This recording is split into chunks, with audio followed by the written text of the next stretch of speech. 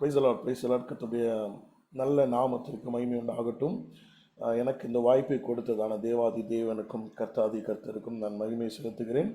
இரண்டாவதாக அன்பு ஊழியர், அன்பு பாசத்திற்குரிய சகோதரர் திமோத்தி அவங்களுக்காகவும் அவங்க குடும்பத்திற்காகவும் நான் மிகவும் ஆச்சரியப்படுகிறேன். கடந்த 2020 ஆண்டு முதல் தேசத்திற்கான ஜெபம் என்கிறதான ஒரு ஊழியத்தை கர்த்தர் எங்களுடைய கரத்தில் கொடுத்தார். எங்களுடைய ஊழியத்தை குறித்து சுருக்கமாக சொல்லணும்னா, ஆன்லைனில் பல தேசங்களில் இருந்து தேவ பிள்ளைகளை இணைத்து, இப்போ ஒரு எக்ஸாம்பிள் சொல்லணும்னா, பாகிஸ்தான் தேசத்திற்காக நாங்கள் ஜெபிக்கிறோம் என்றால் பாகிஸ்தான் தேசத்தில் இருக்கிற தேவ பிள்ளைகளை அந்த ஜெபத்தில் இணைப்போம். நாங்களும் எங்கள் குழுவாக பஹ்ரைனில் இருந்து, குவைத்தில் இருந்து, மத்திய கிழக்கு நாடுகளில் இருந்து இணைந்து நாங்கள் இந்த காரியத்திற்காக இணைந்து ஜெபித்து ஒவ்வொரு தேசத்திற்காக கிட்டத்தட்ட நான் கடந்த நாட்கள் எடுத்து பார்க்கும்போது 214 தேசம். வாய்ஸ் கொஞ்சம் லோவா இருக்கு, கொஞ்சம் மைக் கொஞ்சம் பக்கத்துல வச்சுக்க. Okay okay, thank you thank you.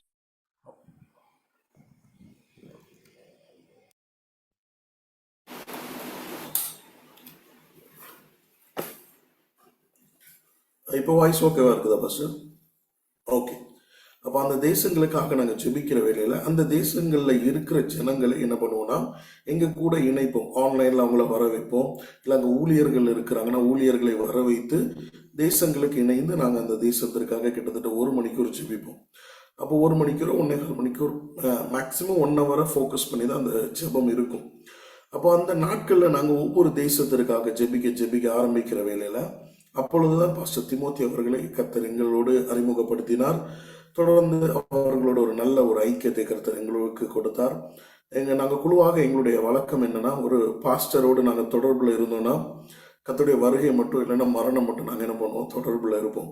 அவர்களுக்காக, அந்த குழுவுக்காக நாங்கள் தொடர்ந்து ஜெபிப்போம். அப்போ நம்ம பாஸ்டர் சொன்ன பிரகாரமாக அவர்களுக்காக நாங்கள் ஜெபித்து அவர்களுக்கு அந்த வாய்ஸ் நோட்டை அனுப்பி கொடுக்குற வேலையில் மேக்சிமம் நிறைய பேர் ஓகே ஆமேன் அப்படின்னு ரிசீவ் பண்ணுவாங்க. அதில் எங்களை ரொம்ப கவர்ந்த விதமாக ரிசீவ் பண்ணது தேவனுடைய தாசன் தான். அதற்காக நான் கர்த்தரை துதிக்கிறேன்.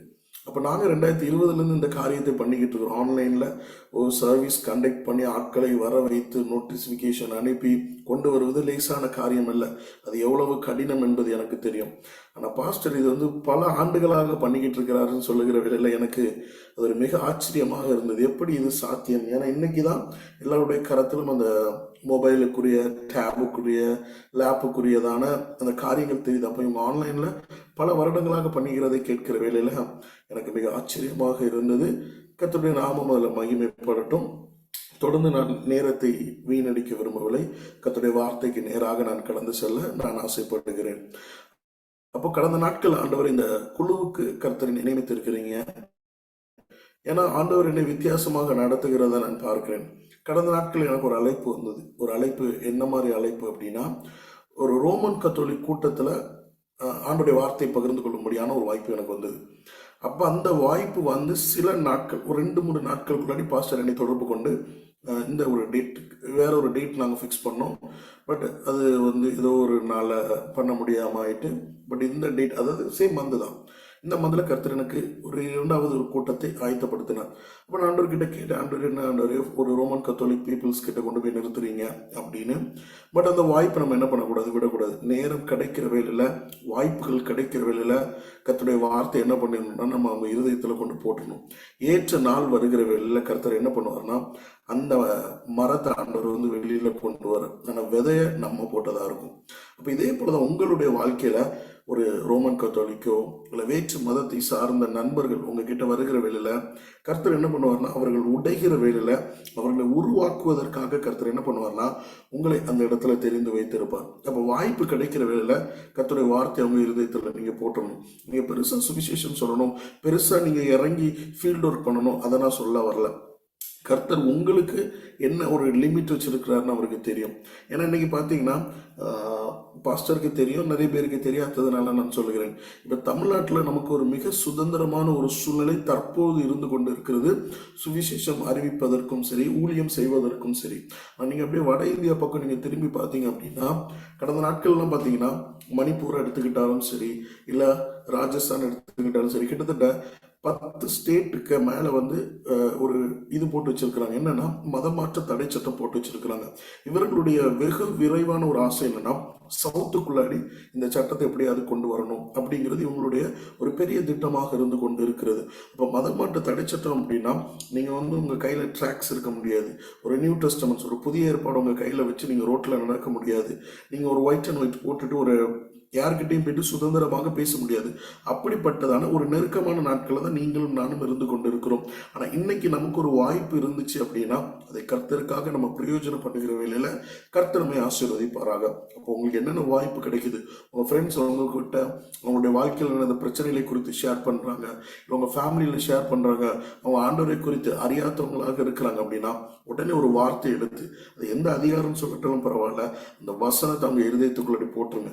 அப்படி போடுகிற வேளையில கர்த்தர் என்ன பண்ணுவார்னா அந்த வசனத்தோட அவங்க கூட பேச ஆரம்பிப்பார். அந்த ஆத்துமா ரட்சிக்கப்படும். பரலோகத்துக்கு போகிற வேளையில அந்த ஆத்துமா குறித்த பெயர் உங்க பெயருக்கு மேல எழுதப்பட்டிருக்கிறோம். கர்த்தர் உங்களை ஆசீர்வதிப்பாராக. இந்த நாட்கள்ல ஆண்டவர் இந்த குழுவுக்கு என்ன நீங்க பேச சித்தமாக இருக்கிறீங்க அப்படின்னு சொல்லி கர்த்தருடைய சமூகத்தில் இருக்கிறவல்ல ஆண்டவர் சில காரியங்கள் என்னோடு பேச ஆரம்பித்தார். அப்ப அந்த காரியத்தை நான் சொல்லுகிறதற்கு முன்பதாக பாஸ்டர் எனக்கு சொல்லியிருந்தாங்க, கர்த்தருடைய சித்தத்தின் பிரகாரம் ஆவியானவர் எப்படி நடத்துகிறாரோ அவ்வளவு தூரம் நமக்கு எப்போ முடிக்கணும்னு கேட்கிற வேலையில் அவர் ஒரு டைம் சொன்னாரு. அப்போ முடிக்கணும்னு அவசியம் இல்லை, ஆவியானவர் நடத்துற பிரகாரம் நடத்துங்க அப்படின்னு.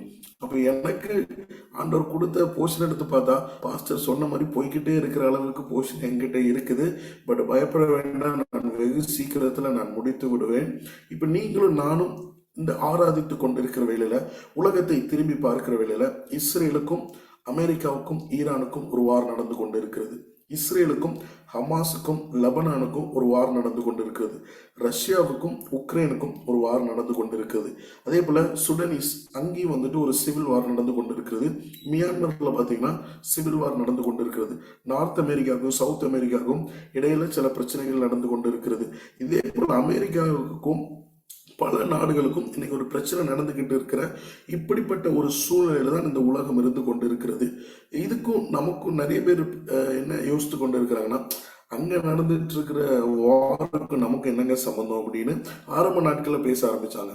இன்னைக்கு மெதுவா என்ன ஆகுது அப்படின்னா அங்க கேஸ் தட்டுப்பாடு வருது, எல்பிஜியோட தட்டுப்பாடு வந்ததுக்கு அப்புறமா அப்பதான் நிறைய பேருக்கு தெரியுது, ஓ அங்க ப்ராப்ளம் நடக்கும்போது அது நம்மளை அஃபெக்ட் பண்ணுது அப்படின்னு. நம்மளை என்னங்க அஃபெக்ட் பண்ண போகுதுன்னு நினைச்சிட்டு இருந்தாங்க. இன்னைக்கு பாத்தீங்கன்னா மெதுவா அந்த பெட்ரோலோட பிரைஸ், டீசலோட பிரைஸ், எல்பிஜியோட பிரைஸ் அப்படியே அந்த ஸ்ட்ரைக் வந்து அப்படியே இன்க்ரீஸ் ஆகிட்டு இருக்கிறதெல்லாம் நம்ம பார்த்துக்கிட்டே இருக்கிறோம். இதனால நமக்கு என்னங்க பிரச்சனைனா விலைவாசி கூடும். விலைவாசி கூடும் போது என்ன ஆகும் அப்படின்னா வருமானம் அப்படியே தான் இருக்கும். ஆனா விலைவாசி கூடுகிற வேளையில பொருளாதார சிக்கல், எக்கனாமிக் கிரைசிஸ் உண்டாகும். இப்படி ஆகிற வேளையில என்ன ஆகும்னா திருட்டு அதிகமாகும், கொலை அதிகமாகும். ஆரம்பத்திலே வந்து பாஸ்டர் இந்த காரியத்திற்காக செபித்தாங்க. கடந்த நாட்கள்ல பாத்தீங்கன்னா இதோட ஸ்ட்ரென்த் அதிகமாயிட்டு இருக்கு. அப்படின்னு லாஸ்ட் 15 இயர்ஸோட இது எடுத்து பார்த்தோம்னா அந்த கொலை, கற்பழிப்பு இதெல்லாம் வந்து இந்தியாவில் பெருகிக்கிட்டு இருக்குது. இதோட பிஹைண்ட் ரீசன் என்னன்னு பார்த்தீங்கன்னா இந்த சோசியோ எக்கனாமிக் கிரைசிஸ் அப்படின்னு சொல்றாங்க. பொருளாதார சிக்கல் இருக்கிறதுனால தான் இந்த பிரச்சனைகள் இருக்குதுன்னு சொல்லிக்கிட்டு இருக்கிறாங்க. இப்ப தேவ பிள்ளைகளுக்கு கர்த்தர் நமக்கு ஒரு வாய்ப்பு கொடுத்திருக்கிறார். என்ன வாய்ப்புனா தேசத்திற்காக திறப்புல நிற்க வேண்டிய ஒரு வாய்ப்பு. இப்ப நான் என்னங்க மாத்திர முடியும் அப்படின்னு நீங்க நினைச்சீங்கன்னா ஒருத்தருடைய ஜெபம், ஒரு மனுஷனுடைய வாழ்க்கை. அருமையான ஒரு சகோதரர் ஒரு சாட்சி சொன்னாங்க. ஒரு தேவ மனுஷனை தூக்கி ஒரு குழியில போட்ட ஒரு அருமையான ஒரு சாட்சியை சொன்னாங்க. அப்ப அதன் பிரகாரம் பாத்தீங்கன்னா இன்னைக்கு அந்த மனுஷன் உலகத்தை கலக்கின ஒரு மனுஷனாக தன்னுடைய சாட்சியை நிலைநிறுத்திட்டு போயிருக்கிறாரு. அப்ப நம்ம பண்ற ஒரு சின்ன ஒரு காரியம் இன்னைக்கு உலகத்தை கலக்கிற விதமாக மாறும். அப்ப இந்த வார் மத்தியில தான் ஆண்டவர் என்ன பண்ணியிருக்கிறார், நம்மளை வைத்திருக்கிறார். அப்போ கர்த்தருடைய வார்த்தை எடுத்து பார்க்கிற வேளையில வருகையை குறித்து நாம் அதிகமாக தெரிந்து கொள்ள வேண்டும். இனி என்ன நடக்க போகிறது, இந்த உலகத்துல இனி என்ன காரியங்கள் நடக்க போகுது, இந்த பெட்ரோல் பிரைசஸ், இன்னும் இந்த உலகத்துல விலைவாசி எல்லாம் கூடுகிற வேளையில வேலை வாய்ப்புகள் இழக்க நேரிடும். இளைஞர்களுக்கு வேலை வாய்ப்பு இல்லாத ஒரு சூழ்நிலை இருக்கும்.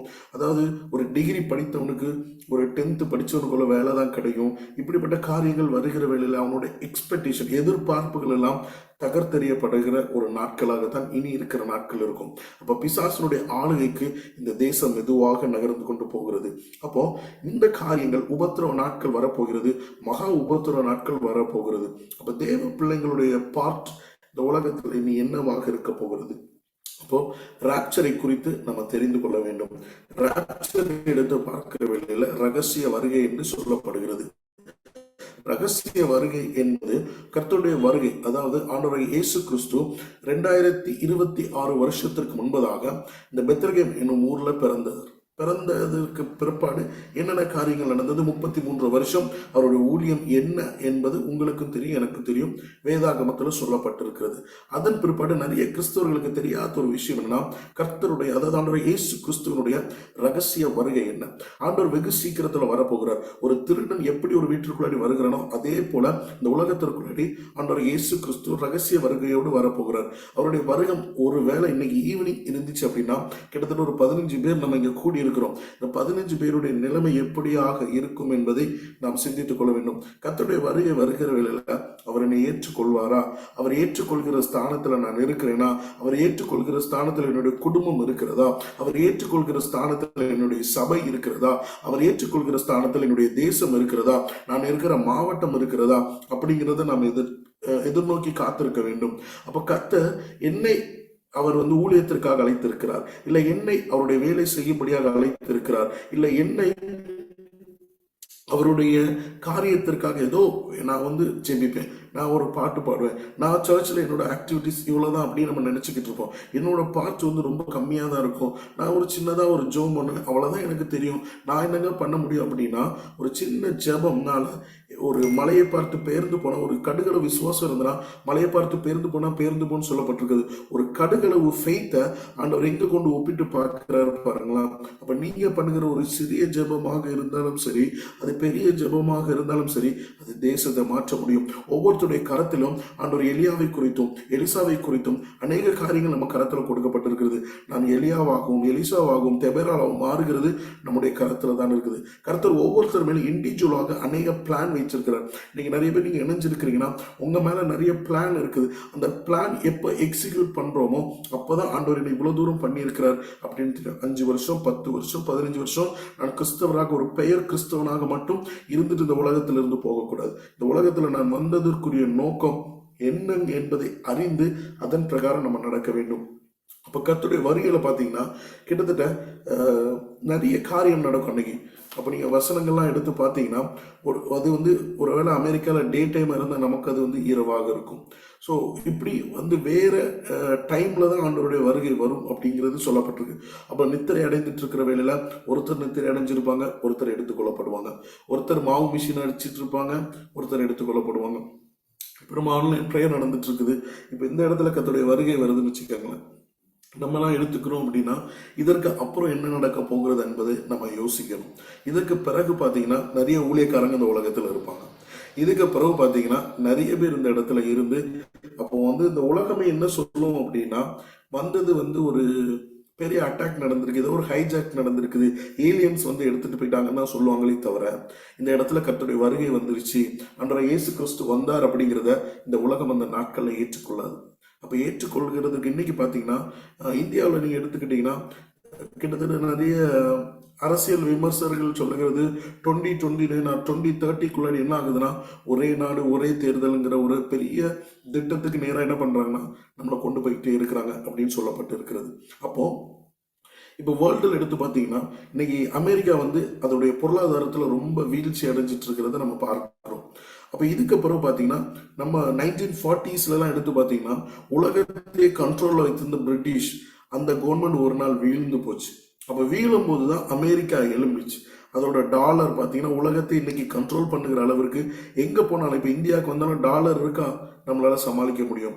கனடா போனாலும் சரி, யூரோப் போனாலும் சரி, எங்கே போனாலும் டாலர் இருக்குன்னா அதனுடைய மதிப்பு வேற. அந்த அளவிற்கு அமெரிக்கா என்ன ஆயிடுச்சுன்னா தன்னுடைய பொருளாதாரத்தில் ஒரு பெரிய எழுச்சி உண்டாச்சு. இன்னைக்கு பார்த்தீங்கன்னா அந்த பொருளாதார வீழ்ச்சி அடைஞ்சிட்டு இருக்கு. அப்போ இந்த வீழ்ச்சி அடைகிற வேளையில ரெண்டாவது ஒரு கவர்மெண்ட் எழும்பும். என்ன கவர்மெண்ட்னா யூரோப்பியன் கவர்மெண்ட் இந்த நாள் எழும்ப போகுது. யூரோப் எல்லாரும் சேர்ந்து என்ன பண்றாங்கன்னா ஒரே லீடருக்கு கீழே என்ன பண்றாங்கன்னா இன்னைக்கு நேட்டோங்கிற ஒரு அமைப்பு இருக்குது. கிட்டத்தட்ட 10 நாடுகள் அந்த நேட்டோக்கு கீழே வர்றாங்க.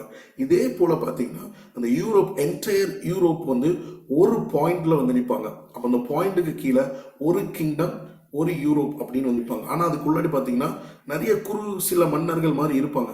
ஆனால் அவங்களோட லீடர் பார்த்தீங்கன்னா ஒரே ஒரு ஆளாக இருப்பாங்க. அந்த லீடர் என்ன பண்ண போறாருன்னா உலகத்தை ஆள போகிறார். Who is that leader is he's anti Christ. Anti Christ இங்க இருந்து தான் எழும்ப போகிறார். எழும்புதன் பிற்பாடு என்ன ஆகும் அப்படின்னா உலகம் முழுவதும் தன்னுடைய கண்ட்ரோல், அதுக்கு ஏற்ற வாய்ப்புகள் என்ன பண்ணுது இந்திய கவர்மெண்ட் இன்னைக்கு கொடுத்துக்கிட்டு இருக்குது.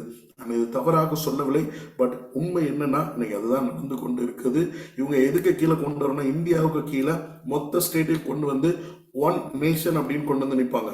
இவங்க ஒன் நேஷன் வந்து நிற்கிறதும் உலகம் முழுவதும் என்ன பண்ணுவாங்க, ஒரே நேஷன் வந்து நிற்பாங்க, ஒரே கிங்டம் வந்து நிற்பாங்க. அந்த கிங்டமுக்கு லீடரா ஆன்டி கிரைஸ்ட் வந்து நிற்க போகிறான். அதுதான் 666 என்கிறதான 666 என்கிறதான ஒரு முத்திரை. ஒரு எக்ஸாம்பிள் சொல்லட்டுமா? இன்னைக்கு ஆதார் கார்டு இல்லாம எத்தனை பேரால எடுக்க முடியும்? இந்த கூட்டத்தில் இருக்கிற உங்களால மொபைல் போனுக்கு எடுக்கிற சிம் கார்டு ஆதார் கார்டு இல்லாம எடுக்கவே முடியாது. எங்க போனாலும் ஆதார் கார்டு கேட்டுக்கிட்டே இருக்கிறாங்க. ஆதார் கார்டை பேங்க்ல லிங்க் பண்ணிட்டீங்களா, பேன் கார்டு கூட லிங்க் பண்ணிட்டீங்களா? இன்னும் என்டையரா நம்ம இந்தியாவுக்குள்ளாடி பாத்தீங்கன்னா ஆதார் கார்டு வந்து சுப்ரீம் கோர்ட் என்ன சொல்லியிருக்கு அப்படின்னா ஆதார் கார்டு வந்து நெசசரி கிடையாது, அது வந்து ஜஸ்ட் ஒரு நேம் சேக்குக்காக தான் நாங்கள் வச்சிருக்கிறோம் அப்படிங்கிறது சுப்ரீம் கோர்ட்டோட ஆர்டர். பட் நீங்க எங்க போனாலும் ஆதார் கார்டு இல்லாம எதுவுமே இல்லாத அளவிற்கு ஆதார் கார்டுக்குள்ளாடி நம்மளை கொண்டு வராங்க. அப்ப இவங்க நம்மளை அதை கொண்டு வருகிறதுக்கு பிஹைண்ட் இருக்கிறதான ஒரு சீன் என்னன்னு பாத்தீங்கன்னா, நாளைக்கு இந்த ஆதார் கார்டு இல்லாம எதுவுமே நடக்காதுங்கிற மாதிரி voter ID, driving licence, Aadhaar card, ration card இது எல்லாம் சேர்ந்து ஒரே ஸ்மார்ட் கார்டுன்னு ஒன்று கொண்டு வர போறாங்க.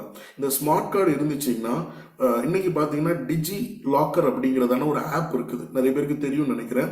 நம்மளோட மொபைல் ஃபோனில் எல்லா கார்டையும் நம்ம எல்லா டாக்குமெண்ட்ஸையும் நம்ம அதில் சேவ் பண்ணி வச்சுக்கலாம். இந்த மாதிரி ஒரு ஆப் கண்டுபிடிக்க போறாங்க. இந்த ஆப்புக்குள்ளாடி நம்மளோட எல்லா டாக்குமெண்ட்ஸ், ஈவன் பாஸ்போர்ட்ல இருந்து எல்லா நேஷனல் டாக்குமெண்ட்ஸும் அதுக்குள்ளாடி கொண்டு வராங்க.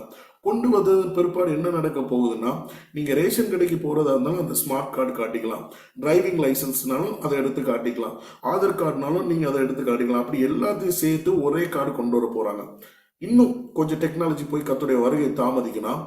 அந்த கார்டு என்ன பண்ணுவாங்கன்னா கையிலையோ நெத்திலையோ என்ன பண்ணிடுவாங்கன்னா அவங்க பேஸ்ட் பண்ணிட்டு ஒரு ஃபார் த செக்யூரிட்டி ரீசன், அதாவது இன்னைக்கு பாத்தீங்கன்னா அமெரிக்காவில் இருக்கிறதான யூஎஸ்ல இருக்கிற ஆர்மிக்கு உடம்புக்குள்ளாடி ஒரு ஜிபிஎஸ் ட்ராக்கர் அப்படிங்கிறதான ஒரு கருவி பொருத்தப்பட்டு இருக்கிறது.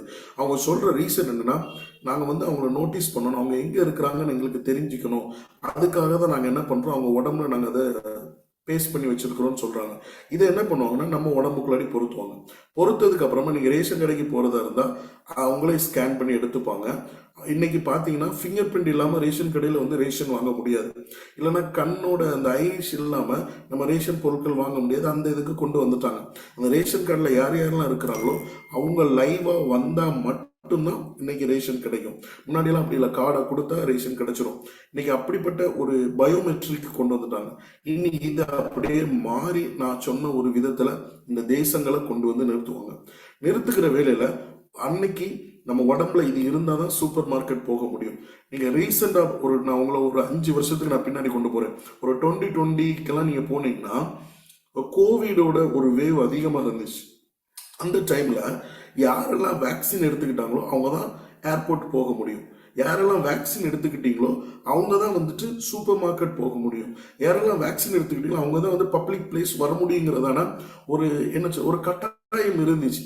பட் இந்தியாவில் பெரிய ரெஸ்ட்ரிக்ஷன் இல்லை. பட் நான் குவைத்தில் இருக்கும்போது என்னால் வந்து 3 வேக்சின் போட வச்சுட்டாங்க.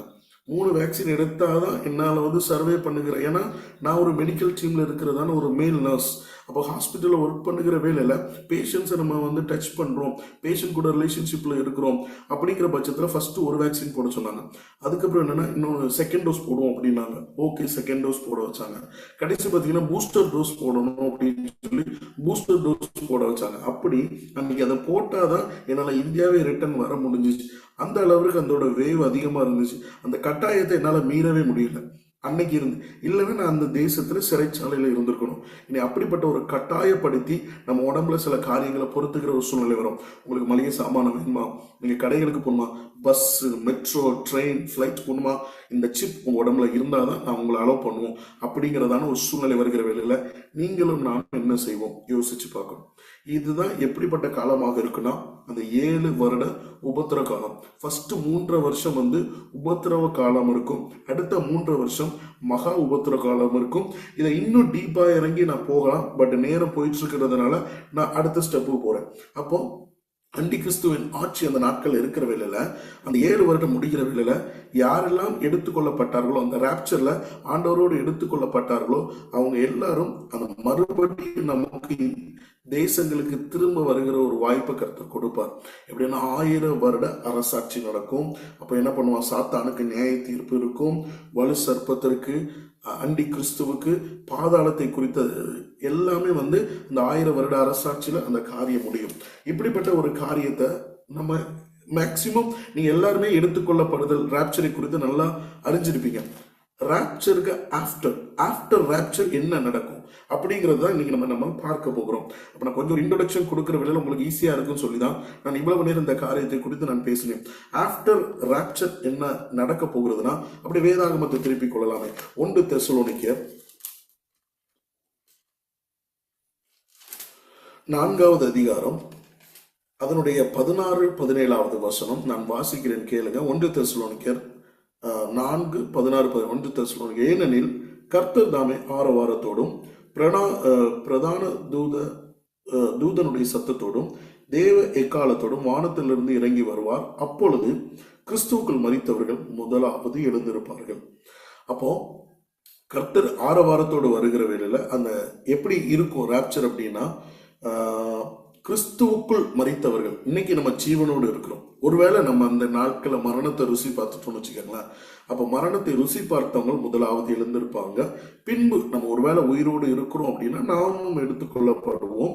பின்பு உயிரோடு இருக்கும் நாமும் கர்த்தருக்கு எதிர்கொண்டு போக மேகங்கள் மேல் அவருடனே கூட ஆகாயத்தில் எடுத்துக்கொள்ளப்பட்டு இவ்விதமா எப்பொழுதும் கர்த்தருடனே கூட இருப்போம். இது ராப்சர்ல நடக்கிற ஒரு விஷயம். இதை நான் உங்களுக்கு ஒரு இவ்வளவு நேரம் நான் ஒரு இன்ட்ரோடக்ஷன் பேசினேன்ல, அந்த இன்ட்ரோடக்ஷனுக்கான ஒரு ரெஃபரன்ஸ் தான் இந்த வசனம்.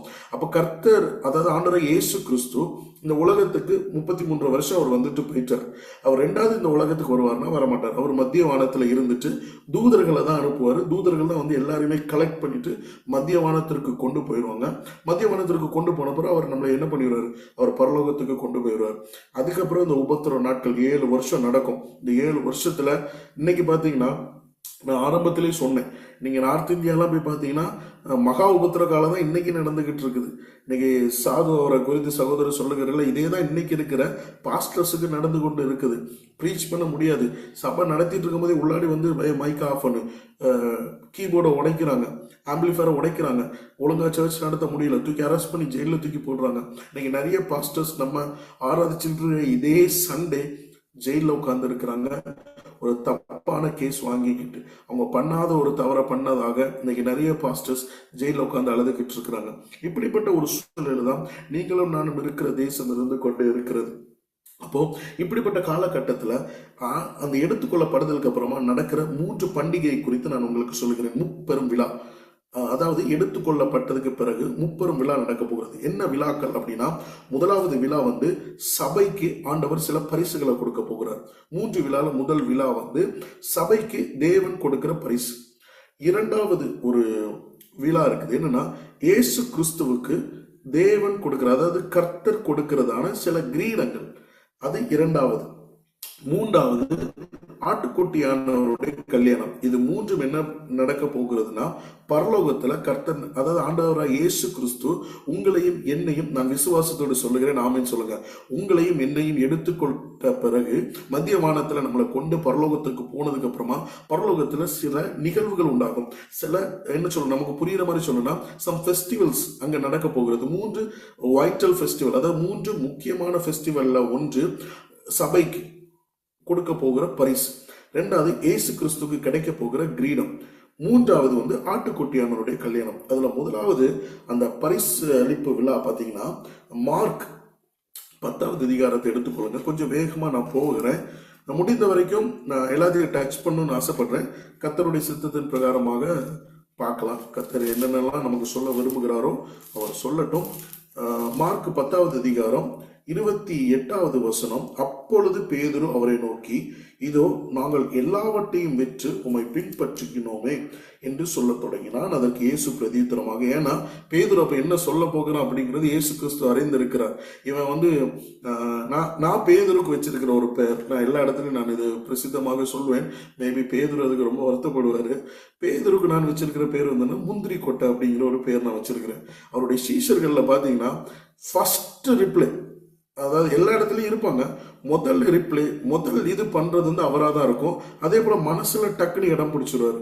நீங்க நிறைய ஆண்டவருடைய சீஷர்களுடைய கதாபாத்திரங்களை நீங்க எடுத்து பாத்தீங்கன்னா ஃபர்ஸ்ட் அதை இக்னோர் பண்ணது அவராக தான் இருக்கும். ஆனா அதுக்கப்புறம் பாத்தீங்கன்னா ஒரு எக்ஸாம்பிள் நான் சொல்லுகிறேன்.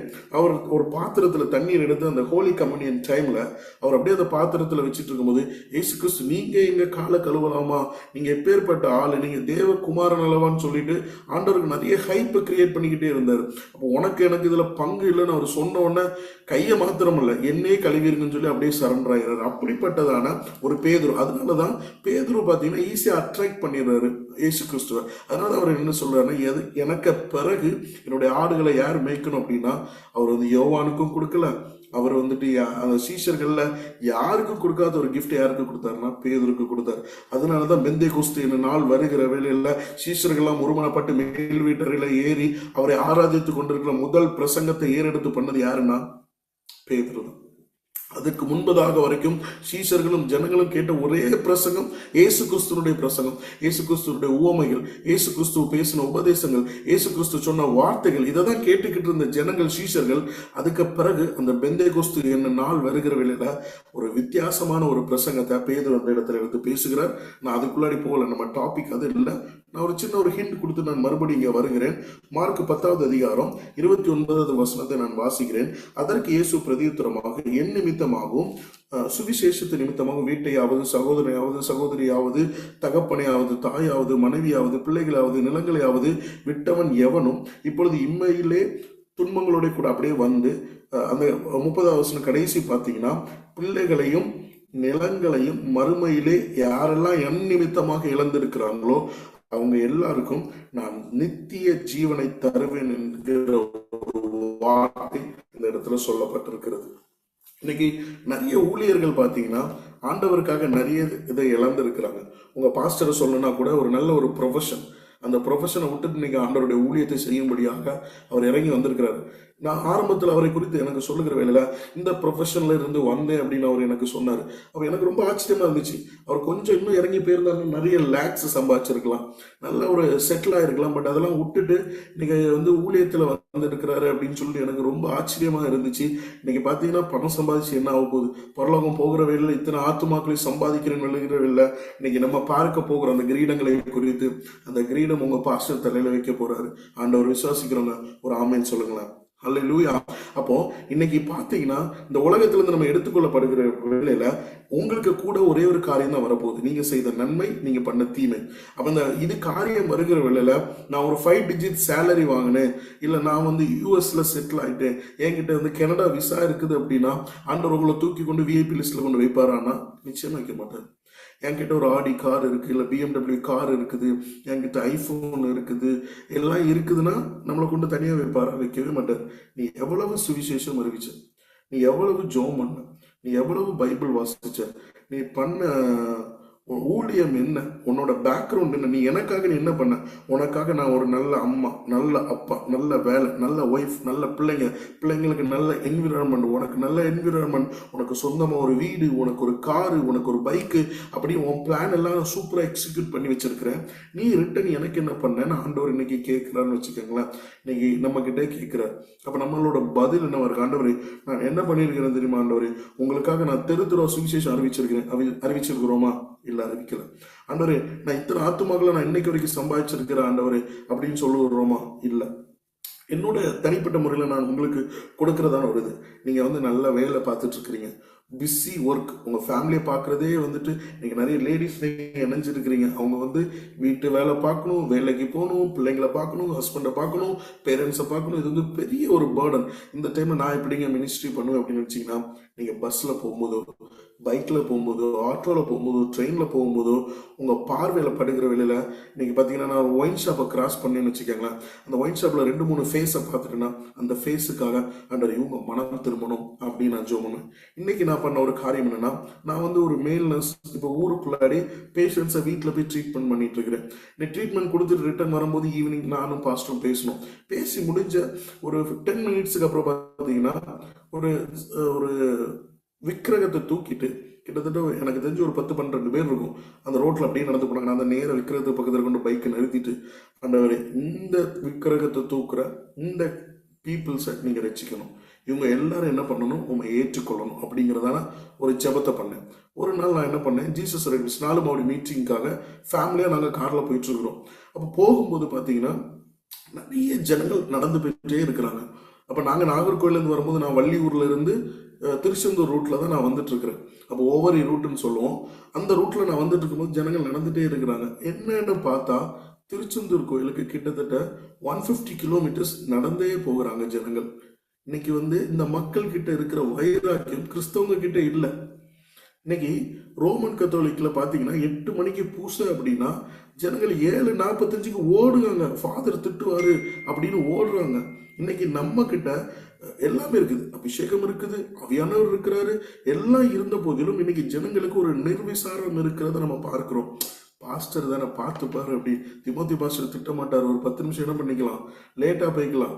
அவர் வந்து வீடியோ ஆன் பண்ண சொன்னாலும் பரவாயில்ல, நம்ம என்ன பண்ணிக்கலாம், ஆஃப் பண்ணி வச்சுக்கலாம் அப்படின்னு சொல்லிட்டு நமக்கு என்ன பண்றோம், நம்ம நிர்வாசமா இங்க உட்கார்ந்து இருக்கிறோம். ஆஃப் த கேமரா திமோத்தி பாஸ்டருக்கு தெரியாது, பட் மேல இருந்து ஒரு கண் என்ன பண்ணிட்டு இருக்கு, எல் ரோஹிங்கிற ஒரு கண்ணு நம்ம என்ன பண்ணிட்டு இருக்கு, நம்மளை பார்த்துக்கிட்டே இருக்கு. நீங்க திமோத்தி பாஸ்டருக்கு கணக்கு கொடுக்காண்டாம், நம்ம எனக்கு கணக்கு கொடுக்காண்டாம், பட் நமக்கு மேல ஒருத்தர் இருக்கிற அவருக்கு நம்ம என்ன பண்ணோம், கணக்கு கொடுத்துதான் ஆகும். அப்ப அவர் நம்மளை பார்த்துக்கிட்டு இருக்கிற வேலையில நீ எனக்காக என்னடே பண்ண, என்னப்பா பண்ண நம்ம கேட்கவே இல்லை. ஆண்டவரே நான் என் கையை பாருங்க ஆண்டவர், ஒண்ணுமே இல்லைன்னு சொல்லி நம்ம கையை காட்டணும்னா, இதுக்காக நான் உன்னை அபிஷேகம் பண்ணேன், இதுக்காகவே நான் உன்னை ஞானஸ்தானம் எடுக்க வச்சேன், இதுக்காகவே நான் உன்னை வெண் வஸ்திரம் தரிக்க வச்சேன் அப்படின்னு சொல்லிட்டு ஆண்டவர் நம்ம கிட்ட கேட்பாரா இல்லையா? இன்னைக்கு உங்க வீட்டுல படிக்க வைக்கிறாங்க. மேக்சிமம் நான் ஐ ஹோப் எல்லாருமே ஒரு டிகிரியாவது முடிச்சிருக்கோம். முடிச்சுட்டு வீட்டுல சும்மா இருந்தோம்னா நம்ம வீட்டுல எப்படி இருக்கும், நம்மளோட அவங்க வீட்டில் நம்மளை எப்படி ட்ரீட் பண்ணுவாங்கன்னு நினைக்கிறீங்க? நான் ஓப்பனாக ப்ராக்டிக்கலாகவே பேசுகிறேன். நல்லா டிகிரி படிக்க வச்சுட்டாங்க. டிகிரி படிச்சுட்டு அடுத்தது என்னப்பா பண்ண போகிறேன், ஜாலியாக வீட்டில் உட்காந்து நல்லா சாப்பிட்டுட்டு நல்லா ரெஸ்ட் எடுக்கிறேன் அப்படின்னா வீட்டில் என்ன சொல்லுவாங்க, யோசிச்சு பாருங்களா. இதுக்காக நான் உன்னை படிக்க வச்சேன் கேட்பாங்களா இல்லையா? இதுக்காக நீ காலேஜுக்கு உன்னை கஷ்டப்பட்டு அனுப்புனேன், நான் சாப்பிடாட்டாலும் உன்னை சாப்பிட வச்சு உனக்கு ஸ்கூல் ஃபீஸு, உனக்கு காலேஜ் ஃபீஸு, உனக்கு டேர்ம் ஃபீஸ் எல்லாம் கஷ்டப்பட்டு கட்டினது எதுக்காக? நீ ஹாயா வீட்டில் உட்கார்றதுக்காக கண்டிப்பாக கேட்பாங்களா இல்லையா? ஒரு தகப்பந்தாயே கேட்கும்போது ஆண்டவர் நம்ம கிட்ட வந்து எதிர்பார்க்கிறது தவறு கிடையாது. அப்போ அந்த நம்ம கான்செப்டுக்குள்ளாடி வரலாம். 10:28-29 சொல்லப்பட்டிருக்கிற காரியம் பிரகாரமாக அப்போ ஜனங்களுக்குள்ளாடி அந்த காரியம் போகிறதுக்கு முன்பதாக இவ்வளவு நாள் எனக்காக கஷ்டப்பட்டேன்ல, உனக்கு நான் என்ன பண்ண போகிறேன், நித்திய ஜீவனை தருகிறேன் அப்படின்னு சொல்றாரு. நீங்க மார்க் 19வது அதிகாரம் மத்தேயு 19வது அதிகாரம் 27வது வசனம் வாசித்தீங்கன்னா இதே ஒரு ரிலேட்டடான காரியம் தான் அந்த இடத்துலயும் சொல்லப்பட்டிருக்கிறதும். அப்போ பேதுருக்கு வந்து இவ்வளவு நாள் உங்களை பின்பற்றி வரோமே, எங்களுக்கு என்ன கிடைச்சது அப்படிங்கிற ஒரு காரியத்தை பேதுரு எதிர்பார்க்கிற வேளையில அவர் சொல்கிறாரு, நான் உனக்கு நித்திய ஜீவனை உனக்கு கொடுக்கிறேன் அப்படின்னு அவர் சொல்றாரு. அப்போ மத்தேயு 25 அப்படியே நம்ம திருப்பலாம். மத்தேயு 25 40வது வசனம். அப்பொழுது 2 பேர் வயலில் இருப்பார்கள், ஒருவன் ஏற்றுக்கொள்ளப்படுவான். முன்னாடி சொன்ன பார்த்தீங்களா, ஒருத்தன் கைவிடப்படுவான். ஒருத்தர் ஏற்றுக்கொள்ளப்படுகிறவில்லை, ஒருத்தர் கைவிடப்படுவாங்க. நீங்க லூக்கா 17 எடுத்தீங்கன்னா இந்த 34 இருந்து 37வது வசனம் வரைக்கும் இதே கான்செப்ட் தான் சொல்ல முடியும். 2 ஸ்திரீகள் ஏந்திரம் அரைச்சிக்கிட்டு இருப்பாங்க, ஒருத்தர் ஏற்றுக்கொள்ளப்படுவாங்க, ஒருத்தர் கைவிடப்பட்டு போவாங்க. இப்படிப்பட்ட காலகட்டத்துல இருக்கிற வேலையில அப்ப அந்த பரிசு யாருக்கு கிடைக்கும்னா, இன்னைக்கு நான் ஒரு ரேஸ் வைக்கிறேன் அப்படின்னா 3 பேர் ரேஸ்ல ஓடுறாங்கன்னா ஒருத்தருக்கு தான் அந்த இடத்துல பரிசு கொடுக்க முடியும். இன்னைக்கு நம்ம சர்ச்சஸ் நடத்தும் போது என்ன பண்ணுவோம்னா ஆறுதல் பரிசுன்னு கொடுப்பாங்க. அதாவது சரி வந்துட்டானே இவனுக்கு ஏதாவது ஒன்று கொடுப்போம் அப்படின்னு சொல்லி ஒரு பரிசு கொடுப்பாங்க. ஆனா அந்த ஃபர்ஸ்ட் பிரைஸுக்கும் ஆறுதல் பரிசும் ஒரே மாதிரி இருக்குமானா நிச்சயமா ஒரே மாதிரி இருக்காது. உங்களுக்கே தெரியும், நிறைய பேர் நம்ம ஸ்கூல்ல காலேஜஸ்லாம் ரேஸ் வச்சிருப்பாங்க. ஸோ அத்லெட்ஸுக்கெல்லாம் வந்து ப்ரைஸ் கொடுக்கறத பார்த்துருப்பீங்க. ஃபர்ஸ்ட் ப்ரைஸுக்கும் செகண்ட் ப்ரைஸுக்கும் வித்தியாசம் இருக்குது, செகண்ட் ப்ரைஸுக்கும் தேர்ட் ப்ரைஸுக்கும் வித்தியாசம் இருக்குது, தேர்ட் ப்ரைஸுக்கும் ஆறுதல் பரிசுக்கும் வித்தியாசம் இருக்கிறது. அப்போ ஒவ்வொரு பரிசும் இதுல முக்கியம் என்று சொல்லப்பட்டிருக்கிறது. அப்போ இந்த இடத்துல இந்த வசனங்கள் சொல்லி இருக்கிற பிரகாரமாக கர்த்தர் நமக்கு ஒரு பரிசு வைத்திருக்கிறார்னா அந்த பரிசை நம்ம பெற்றுக்கொள்ளணும். அந்த பரிசை பெற்றுக்கொள்ளுகிறதற்கு ஒரு பாத்திரமாக கர்த்தர் என்ன பண்ணணும்? கர்த்தர் நம்மை வழி நடத்தணும். அப்ப இன்னைக்கு வந்து ஜனங்களை கர்த்தர் எப்படி வழி நடத்தணும்னு ஆசைப்படுறாருன்னா, இன்னைக்கு நான் அங்கும் இங்குமாக அலைகிறேன், எனக்கு எல்லாம் கிடைக்குது, எனக்கு ஏதுவான காரியங்கள் நடக்கிறது அப்படின்னாலும் ஏதோ ஒரு காரியத்துல நம்ம ஒரு ஸ்டெப் எடுத்து வைக்கணும்னு நினைக்கிற வேலையில ஒரு காரியம் என்ன பண்ணுது? நம்மளை பின்னாடி போக வைக்குது. ஜெபிக்கணும்னு நினைச்சிட்டு நம்ம வருவோம், ஆனா அந்த இடத்துல ஜெபிக்க முடியாது. வேதம் வாசிக்கணும்னு நினைச்சிட்டு வருவோம், வேதம் வாசிக்க ஏதோ ஒரு காரியம் தடுக்கிறத பார்த்துருப்பீங்க. நீங்க நம்ம ஸ்கூல்ல எல்லாம் பாத்தீங்கன்னா, ஸ்கூல் காலேஜஸ் மெயினா ஒர்க் சைட்ல ஒருத்தவங்க வந்துட்டு வந்த உடனே அவங்களுக்கு ஒரு ப்ரொமோஷன்ஸ் கிடைக்குது, ஒரு இன்சென்டிவ் கிடைக்குது அப்படின்னா கூட இருக்கவங்களாம் பார்ப்பாங்க, ஏன்னா இவனுக்கு உடனே வந்த உடனே கிடைச்சிருச்சு. அப்போ இவனுக்கு மேல எல்லாருக்கும் என்ன ஆகும்? ஒரு பொறாமை உண்டாகும். அப்போ இவன் நெக்ஸ்ட் டைம் கிடைக்க கூடாதுங்கிற அளவுக்கு கூட என்ன பண்ணுவாங்க? அந்த இடத்துல வந்துட்டு காரியங்கள் நடக்கும். அப்போ நீங்க இப்ப நான் ஓப்பனா பேசுறேன், இப்ப இங்க வந்திருக்கிற நமக்கு ஒரு 10-15 பேருக்கு மேல இருக்கிறோம் அப்படின்னா, நமக்கு ஒரு கிஃப்ட் கிடைக்குங்கிற போது அந்த கிஃப்ட் கிடைக்க கூடாதுங்கிற அளவிற்கு பிசாசு என்ன பண்ணுவோம்? போராடுவோம். இப்ப நீங்க பரலோகம் வரக்கூடாது, வரணுங்கிறதற்கு பரலோகத்துல இருக்கிற தேவனும் தூதர்களும் போராடி கொண்டிருக்கிறது மாதிரி ஒரு கூட்டங்கள் நீங்க பரலோகம் போகக்கூடாதுங்கிறதுக்கு என்ன பண்ணுவாங்க? அவங்க ப்ரிப்பேர் ஆயிட்டு இருக்கிறாங்க, ஒரு பிளான். இப்ப எக்ஸாம்பிள் நம்ம விக்டர் பிரதர் எடுத்துட்டோம் வச்சுக்கோங்களேன், இவங்க பரலோகம் போகக்கூடாதுங்கிறதுக்கு ஒரு கூட்டமே செயல்பட்டு இருக்கும். வலதுபுறமும் இடதுபுறமும் ஆண்டவர் 2 தூதரை நிறுத்துறான்னா பிசாசு என்ன பண்ணுவான்? 4 தூதரை போடுவான். 4 தூதரை போட்டு எக்ஸ்ட்ரா டியூட்டி பார்க்க வச்சு எப்படியாவது அந்த விக்டர் பிரதர் என்ன பண்ணணும்? பரிசுத்திலிருந்து இழக்க வைக்கணும். ஊழியம் செய்ய விடக்கூடாது, ஆன்லைன்ல சேர விடக்கூடாது, ஐக்கியத்துல ஃபெலோஷிப்ல சேர விடக்கூடாது. இவருக்கு ஒரு கெட்ட ஃப்ரெண்ட்ஸை கொடுக்கணும். இவரோட சாரி விக்டர் பிரதர், நீங்க தப்பா நினைக்க கூடாது, ஜஸ்ட் ஒரு எக்ஸாம்பிளுக்கு தான் சொல்றேன். அப்ப இவரை என்ன பண்ணணும்னா ஆண்டவருடைய திட்டத்துல இருந்து வெளியில கொண்டு போகிறதற்காக ஒரு ஆண்டவர் 2 தூதர் நிறுத்தினா இவன் 6 தூதரோ 7 தூதரோ 8 தூதரையோ அவன் நிறுத்துவான். ஏன் சொல்றேன்னா, இன்னைக்கு இருக்கிற நாட்கள் அப்படிப்பட்ட நாட்கள் தான். ஆண்டவர் நம்ம கிட்ட பரிசுத்த எதிர்பார்க்கணும், பரிசுத்த குலைச்சலான காரியத்தை பிசாசு கொண்டு வருவான். நான் ஆண்டவருக்காக ஜெபிக்கணும்னு நினைச்சேன்னா ஜெபிக்கிற நேரத்துலதான் வேற ஒரு காரியத்தை கொண்டு வருவான். சர்ச்சுக்கு போகணும், பிரேயர் மீட்டிங் போகணும்னு நம்ம ஒரு திட்டத்தை போட்டோம்னா அன்னைக்குன்னு பார்த்து என்ன பண்ணுவான்? இவன் வேற ஆட்களை கொண்டு வந்துடும். கொண்டு வந்து நம்மளுடைய டைம் அவன் எடுக்கிற வேலையில தான் நம்ம அந்த இடத்துல உடஞ்சி போவோம். ஒரு எக்ஸாம்பிள் சொல்றேன். எபிரேயர் 6வது அதிகாரம் 10வது வசனத்தை நான் வாசிக்கிறேன். எபிரேயர் ஹீப்ரூ 6:10 நான் படிக்கிறேன். ஏனென்றால் உங்கள் கிரியையும் நீங்கள் பரிசுத்தவான்களுக்கு ஊழியம் செய்வதனாலும் செய்து வருகிறதுனாலும் தமது நாமத்திற்காக காண்பிக்கிற அன்புள்ள பிரயாசத்தை மறந்து விடுகிறதற்கு தேவன் அநீதி அல்லவர் அல்ல. அப்போ இன்னைக்கு தேவன் நமக்கு ஒரு கிஃப்ட் கொடுக்கணும், அவர் நித்திய ஜீவனை கொடுக்கணும்னு ஆசைப்படுறாரு. ஆனா நித்திய ஜீவனை கொடுக்க கூடாதுன்னு அவர் ஒரு நாளுமே நினைக்கல. ஆனா யார் நினைக்கிறான்னா பிசாசு நினைக்கிறான். ஒருவேளை இவங்க ஜெபத்துக்கு வந்துட்டாங்களோ, பிரேயர் பண்ணிட்டாங்கன்னா, ஊழியம் பண்ணிட்டாங்கன்னா இவங்களுக்கு தலையில என்ன ஆயிடும்? கிரீடம் உட்கார்ந்துரும். அப்போ இந்த கிரீடம் உட்காரக்கூடாதுன்னு சொல்லி அவன் என்ன பண்ணுவான்னா, அவன் ஒரு பெரிய, நான் சொன்ன அன்பு சகோதரர் எக்ஸாம்பிள் காட்டி நான் சொன்னது மாதிரி ஓவர் டைம் பார்க்க வச்சு பிசாசுகளை என்ன பண்ணுவான்னா நம்ம பின்னாடி வர வச்சு இச்சையினாவி, பொறாமையினாவி, எரிச்சலினாவி, விபச்சாரத்தினாவி, வேசித்தனத்தினாவி, பொய்யினாவி, இப்படி பல ஆவிகள் என்ன பண்ணுவான்னா, நான் சொன்னேன்ல ஆண்டவர் நம்ம கிட்ட 2 தூதர்களை நிறுத்தினா இவன் இப்படிப்பட்ட தூதர்களை அவன் நிறுத்துவான். பொய்ங்கிற ஒரு பிசாசு வந்து நம்ம பக்கத்துல நிற்பான், எரிச்சலுங்கிற பிசாசு வந்து நிற்பான், கோபங்கிற ஒரு பிசாசு வந்து நிற்பான், இச்சைங்கிற ஒரு பிசாசு வந்து நிற்பான். அதே போல விபச்சாரங்கிற பிசாசு வந்து நிற்கவே இல்லை. நம்ம ஒவ்வொன்றையும் நம்ம என்ன பண்ணணும்? மேற்கொள்ளணும். இப்ப நான் கோபம் வர்ற மாதிரி ஒரு சிச்சுவேஷன் வரும், நம்ம அப்பதான் என்ன பண்ணிருப்போம்? ஒரு கண்ணாடி பாத்திரத்தை வாங்கி கொண்டு வீட்டுல வைப்பேன். நான் எங்க வீட்டுல சொல்றேன், எங்க வீட்டுல 2 பொடிசு பயங்கர வார்டு நான் கொண்டு வைக்கும் போது அப்படியே என் கண்ணு முன்னாடி எனக்கு ஒரு கிஃப்ட் கொடுத்துருக்காங்கன்னு வச்சுக்கோங்களேன். நான் நல்ல வேலை பார்த்துருக்கேன்னு சொல்லி கிஃப்ட் கொடுத்தாரு, வீட்டுல கொண்டு வச்சு அந்த பிள்ளைங்க அப்படியே தட்டி அதை உடைக்கும் போது பாச மகனே பாச மகளே வானா கூப்பிடுவோம். எப்படி இருக்கும் கோபம்? அந்த கோபத்தை என்ன பண்ணுவோம்? வர வச்சு பிள்ளைங்களை நல்லா அடிக்க வைப்போம். ஒரு 10 அடி நான் அடிக்கணும்னு வச்சுக்கோங்களேன். அடிச்சு பிள்ளைங்க மேல நிறைய மார்க் எல்லாம் விழும். விழுந்ததுக்கு அப்புறமா என்ன ஆகும்? ஒன்றும் ஆக போறது இல்லை. அந்த பிள்ளைங்க அழுது முடிக்கும், இல்லை ஏதாவது ஒன்று ஆகும். அந்த பிள்ளைங்களை மறுபடியும் என்ன பண்ணுவோம்? நம்ம தான் பார்த்தாகும். அப்போ அந்த இடத்துல ஒரு கோபத்தை இன்டியூஸ் பண்ணுகிற ஒரு பிசாசு என்ன பண்ணுவான்? நான் ஒரு எக்ஸாம்பிள் தான் சொல்றேன். இந்த மாதிரி எரிச்சலை கொண்டு வந்து வீட்டுக்குள்ளாடி சண்டையை கொண்டு வந்து கணவன் மனைவிக்குள்ளாடி பிரிவினை. ஏன்னா இன்னைக்கு பார்த்தீங்கன்னா கணவன் மனைவிக்குள்ளாடி பிரிவினை நாவி நீங்க பிரேயர்ஸ் எல்லாம் இருக்கிறதுனால இந்த காரியத்திற்காக நான் சொல்கிறேன். ஒரு 3 காரியத்திற்காக நீங்க அதிகமாக ஜெபம் பண்ணுங்க. கணவன் மனைவி பிரிவினை ஏற்படுத்துகிற பிசாசு நிறைய இருந்து கொண்டு இருக்குது. எப்படி இன்னைக்கு நிறைய டிவோர்ஸ் கேஸ், நான் கடந்த நாட்கள்ல கன்னியாகுமரி டிஸ்ட்ரிக்ட் கோர்ட்ல இருந்து கொடுத்த சென்சஸ் என்னன்னா, நிறைய டிவோர்ஸ் கேஸ் அப்ளை பண்ணியிருக்கிற 75% வந்து கிறிஸ்டியன்ஸ் வந்து அப்ளை பண்ணியிருக்கிறாங்க, எங்களுக்கு டிவோர்ஸ் வேணும் அப்படின்னு. அப்படிப்பட்ட ஒரு சூழ்நிலையில தான் இன்னைக்கு கிறிஸ்தவர்கள் ஓடிக்கொண்டு இருக்கிறாங்க. வீட்டுல என்ன சொல்றாங்கன்னா, பிரச்சனை இருக்கா, டிவோர்ஸ் பண்ணிடுவான், ஒரு பிரச்சனை இல்லை அப்படிங்கிற ஒரு நிர்விசாரணை கூட பேரண்ட்ஸுக்கு வந்துருச்சு. அப்ப இந்த மாதிரி பிரிவினை ஆவிகள் மாறணும். 6 மாசத்துல என்ன பண்றாங்க, டிவோர்ஸை பத்தி பேசுறாங்க. குழந்தை பிறந்திருக்கு, ஹாஸ்பிட்டல்ல இருக்கிறாங்க, ஏதோ சின்ன மிஸ் அண்டர்ஸ்டாண்டிங் வந்திருக்கு, ஓகேங்க பிரச்சனை இல்லை, டிவோர்ஸ் பண்ணிக்கலாம். குழந்தை பிறந்திருக்கு, ஹாஸ்பிட்டல்ல இருக்கிறாங்க, ஆப்போசிட் பேசுகிறாங்க, ஒரு சண்டை வந்துருச்சு, இமிடியேட் டிவோர்ஸ். வாயில வருகிற வார்த்தைகள்.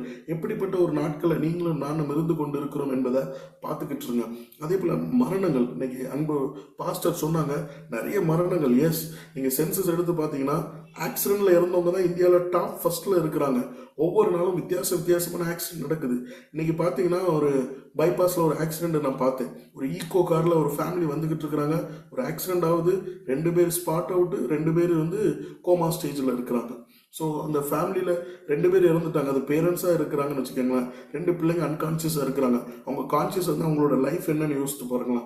ஸோ இப்படிப்பட்ட ஒரு நாட்களை தான் இந்த உலகம் ஓடிக்கொண்டு இருக்கிறது. இது 2வது காரியம் நீங்க ஜெபிக்க வேண்டியது.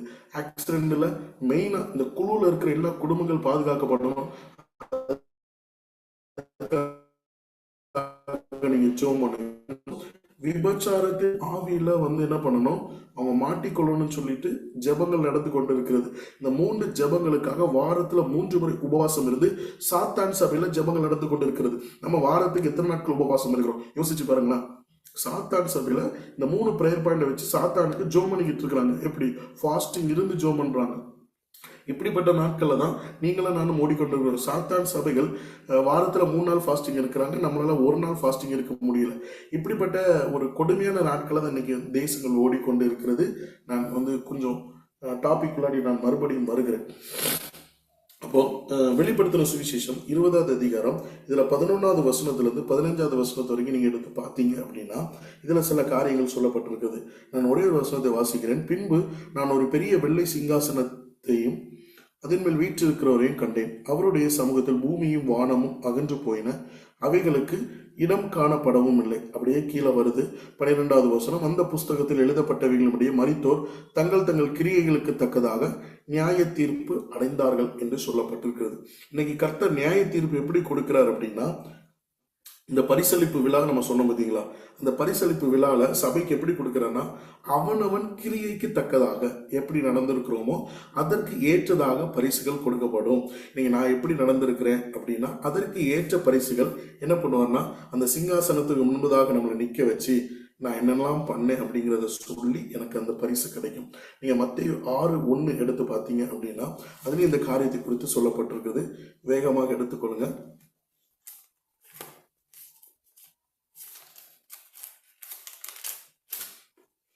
மனுஷர் காண வேண்டும் என்று அவர்களுக்கு முன்பாக உங்கள் தர்மத்தை செய்யாதபடிக்கு எச்சரிக்கையாருங்கள். செய்தால் பரலோகத்தில் இருக்கிற உங்கள் பிதாவின் இடத்தில் உங்களுக்கு என்ன இல்லை, பலன் இல்லை என்று சொல்லப்பட்டிருக்குது. ஸோ தெரிஞ்சு ஒரு பிச்சை போட்டாலுமே எல்லாரும் பார்க்கணும் அப்படிங்கிற மாதிரி ஒரு உதவி செய்யாதபடிக்கு ஆண்டவர் எங்க இருந்து ஸ்டார்ட் பண்றாரு, எங்க இருந்து உங்களை நோட் பண்றாரு பார்த்தீங்கன்னா, நீங்க கொடுக்கறது கூட எப்படி இருக்கணும் அப்படின்னா கனமா அமைதியா யாருக்கு தெரியாத அளவுக்கு நீங்க கொடுக்கணும் அப்படின்னு ஒரு சின்ன விஷயத்த அவர் எதிர்பார்க்கிறார். அப்போ உன்னோட ஜெப வாழ்க்கை எப்படி இருக்கு, உன்னோட கிறிஸ்தவ வாழ்க்கை எப்படி இருக்கு, உன்னோட ஐக்கியம் எப்படி இருக்குது, உன்னோட ஆஃப் ரெக்கார்டு வாழ்க்கை எப்படி இருக்கு அப்படிங்கிறது எல்லாத்தையும் வச்சு ஆண்டவர் என்ன பண்றாரு. ஆரம்பத்திலே சொன்னேன், ரேஸ்ல நல்லா ஓடுறவங்களுக்கு ஃபர்ஸ்ட் பிரைஸ் எடுக்கிறவங்களுக்கு பரிசு வித்தியாசமாக இருக்கும். ஓடி செகண்ட் வந்துட்டானாலும் அந்த பரிசு அப்படியே குறையும். தேர்ட் வந்துட்டா என்ன ஆகும், பரிசு அப்படி இன்னும் கொஞ்சம் கூட குறையும். அதே போல வந்துட்டு ஆறுதல் பரிசுன்னு ஒன்று இருக்கு. அதெல்லாம் வந்து நம்ம சின்ன பிள்ளைங்களுக்கு எல்லாம் பார்த்தீங்கன்னா சின்ன தட்டு கொடுக்குற மாதிரி. ஸோ நம்ம பரலோகம் போகிற வேலையில் ஆறுதல் பரிசு நமக்கு வேணும். ஃபர்ஸ்ட் பிரைஸ் தான் நமக்கு கிடைக்கணும். ஆண்டவர் எதிர்பார்க்கிற அந்த முதல் இடத்துல இன்னைக்கு இந்த அதிகாலையில என் கூட கூடி இருக்கிற நீங்க எல்லாரும் நானும் அது அந்த ஜீசஸ் எம்பரேசஸ் இன்டர்நேஷனல் மினிஸ்ட்ரியில் இணைந்து இருக்கிற நீங்களும் நானும் அந்த ஃபர்ஸ்ட் இடத்துல வந்து நிற்கணும். அதுக்காகத்தான் உங்களை தாயின் கருவில் உருவாகுவதற்கு முன்பதாக உங்களை பெயர் சொல்லி அழைத்து உங்களுக்கான திட்டங்களை வச்சு உங்க மேல சில காரியங்களை வச்சு ஏற்ற நாள் வருகிற வேலையில உங்களுக்கு ஞானஸ்தானத்தை கொடுக்க வச்சு உங்க மேல அபிஷேகத்தை போட்டு உங்களை ஊழியத்துல வச்சு உங்களை புஷ் பண்ற காரியம் என்னன்னா, நீங்க ஆறுதல் பரிசு பெறணுங்கிறது இல்ல, நீங்க முதல் பரிசு பெறணுங்கிறது தான் தேவ சித்தம். கரங்களை வைத்து ஆமென் சொல்லுங்க. ஆமென். அப்போ கர்த்தர் எதிர்பார்க்கிற ஒரு காரியம் என்னன்னா, என்னுடைய பிள்ளைக்கு இன்னைக்கு நீங்க உங்க வீட்டுல 2 பிள்ளைங்க இருக்கிறாங்கன்னு வச்சுக்கோங்களேன், உங்க கையில வந்து 2 சமோசா இருக்கு அப்படின்னா உடனே நம்மளோட மைண்ட் எங்க தெரியுமா, பிள்ளைங்களுக்கு கொண்டு கொடுக்கணும். வீட்டுல சின்ன பிள்ளைங்க இருக்கிறாங்கன்னா உங்களுக்கு தெரியும், ஒரு சாக்லேட் கிடைச்சினாலும் அந்த பிள்ளைங்க கிட்ட கொடுக்கணுங்கிறது நம்மளுடைய பெரிய ஆசையா இருக்கும். அதுதான் என்னன்னா, பரலோகத்துல இருக்கிற நன்மைகள் எல்லாம் பெற்றுட்டு அந்த 33 வருஷம் இங்க வந்துட்டு இந்த நன்மைகளை யாருக்காவது கொடுக்கணும் அப்படின்னு இயேசு கிறிஸ்து ஆசையா இருந்தார். அந்த 3 வருஷம் பார்த்தீங்கன்னா அப்படியே சீஷர்களுக்கு அள்ளி கொடுக்கலான்னு பார்த்தார். சீஷருக்குள்ளாடி போட்டி வந்துருச்சு. எப்படி போட்டி வந்துருச்சுன்னா, யாரு இந்த இடத்துல வந்துட்டு ஃபர்ஸ்ட் வரணும் அப்படிங்கிற ஒரு போட்டி வந்துருச்சு. நீங்க நான் இப்ப ரெஃபரன்ஸுக்கு நாங்க கொண்டு போகல.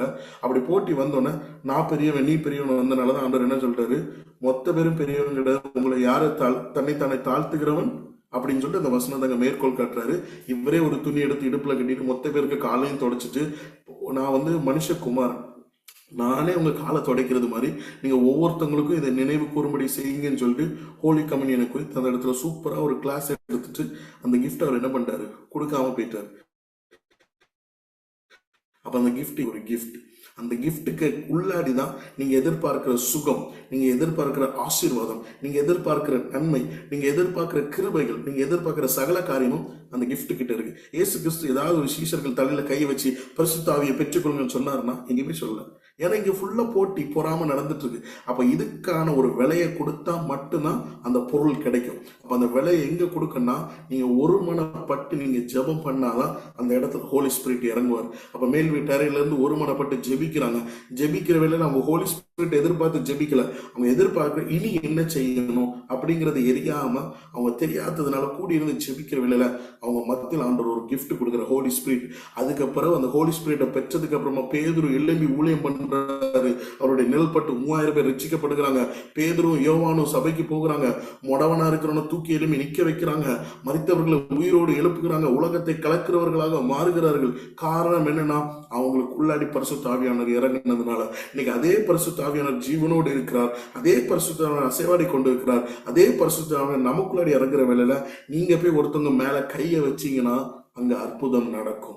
நீங்க ஒருத்தவங்களுக்காக ஜெபம் பண்ணீங்கன்னா அவங்க சுகம் பெறுவாங்க. என்னுடைய வாழ்க்கையில் நடந்த ஒரு காரியம் என்னன்னா, சிறு வயதாக இருக்கிற வேலையில எல்லாரையும் சண்டே கிளாஸ்ல இருக்கும்போது எழுப்பி விட்டு கேட்பாங்க, ஏப்பா உனக்கு என்னப்பா கிஃப்ட் இருக்கு அப்படின்னு, உனக்கு என்னப்பா டேலண்ட் இருக்கு அப்படின்னு. ஒருத்தன் சொல்லுவான் எனக்கு டிராயிங் தெரியும், ஒருத்தன் சொல்லுவான் கீபோர்டு போட தெரியும், ஒருத்தன் சொல்லுவான் அதை சொல்லுவான் இதை சொல்லுவான். அப்படியே மாறி மாறி மாறி என் பக்கத்துல வருது. நான் யோசிச்சு பாக்குறேன், எனக்கு கீபோர்டும் போட தெரியாது, பாடவும் தெரியாது.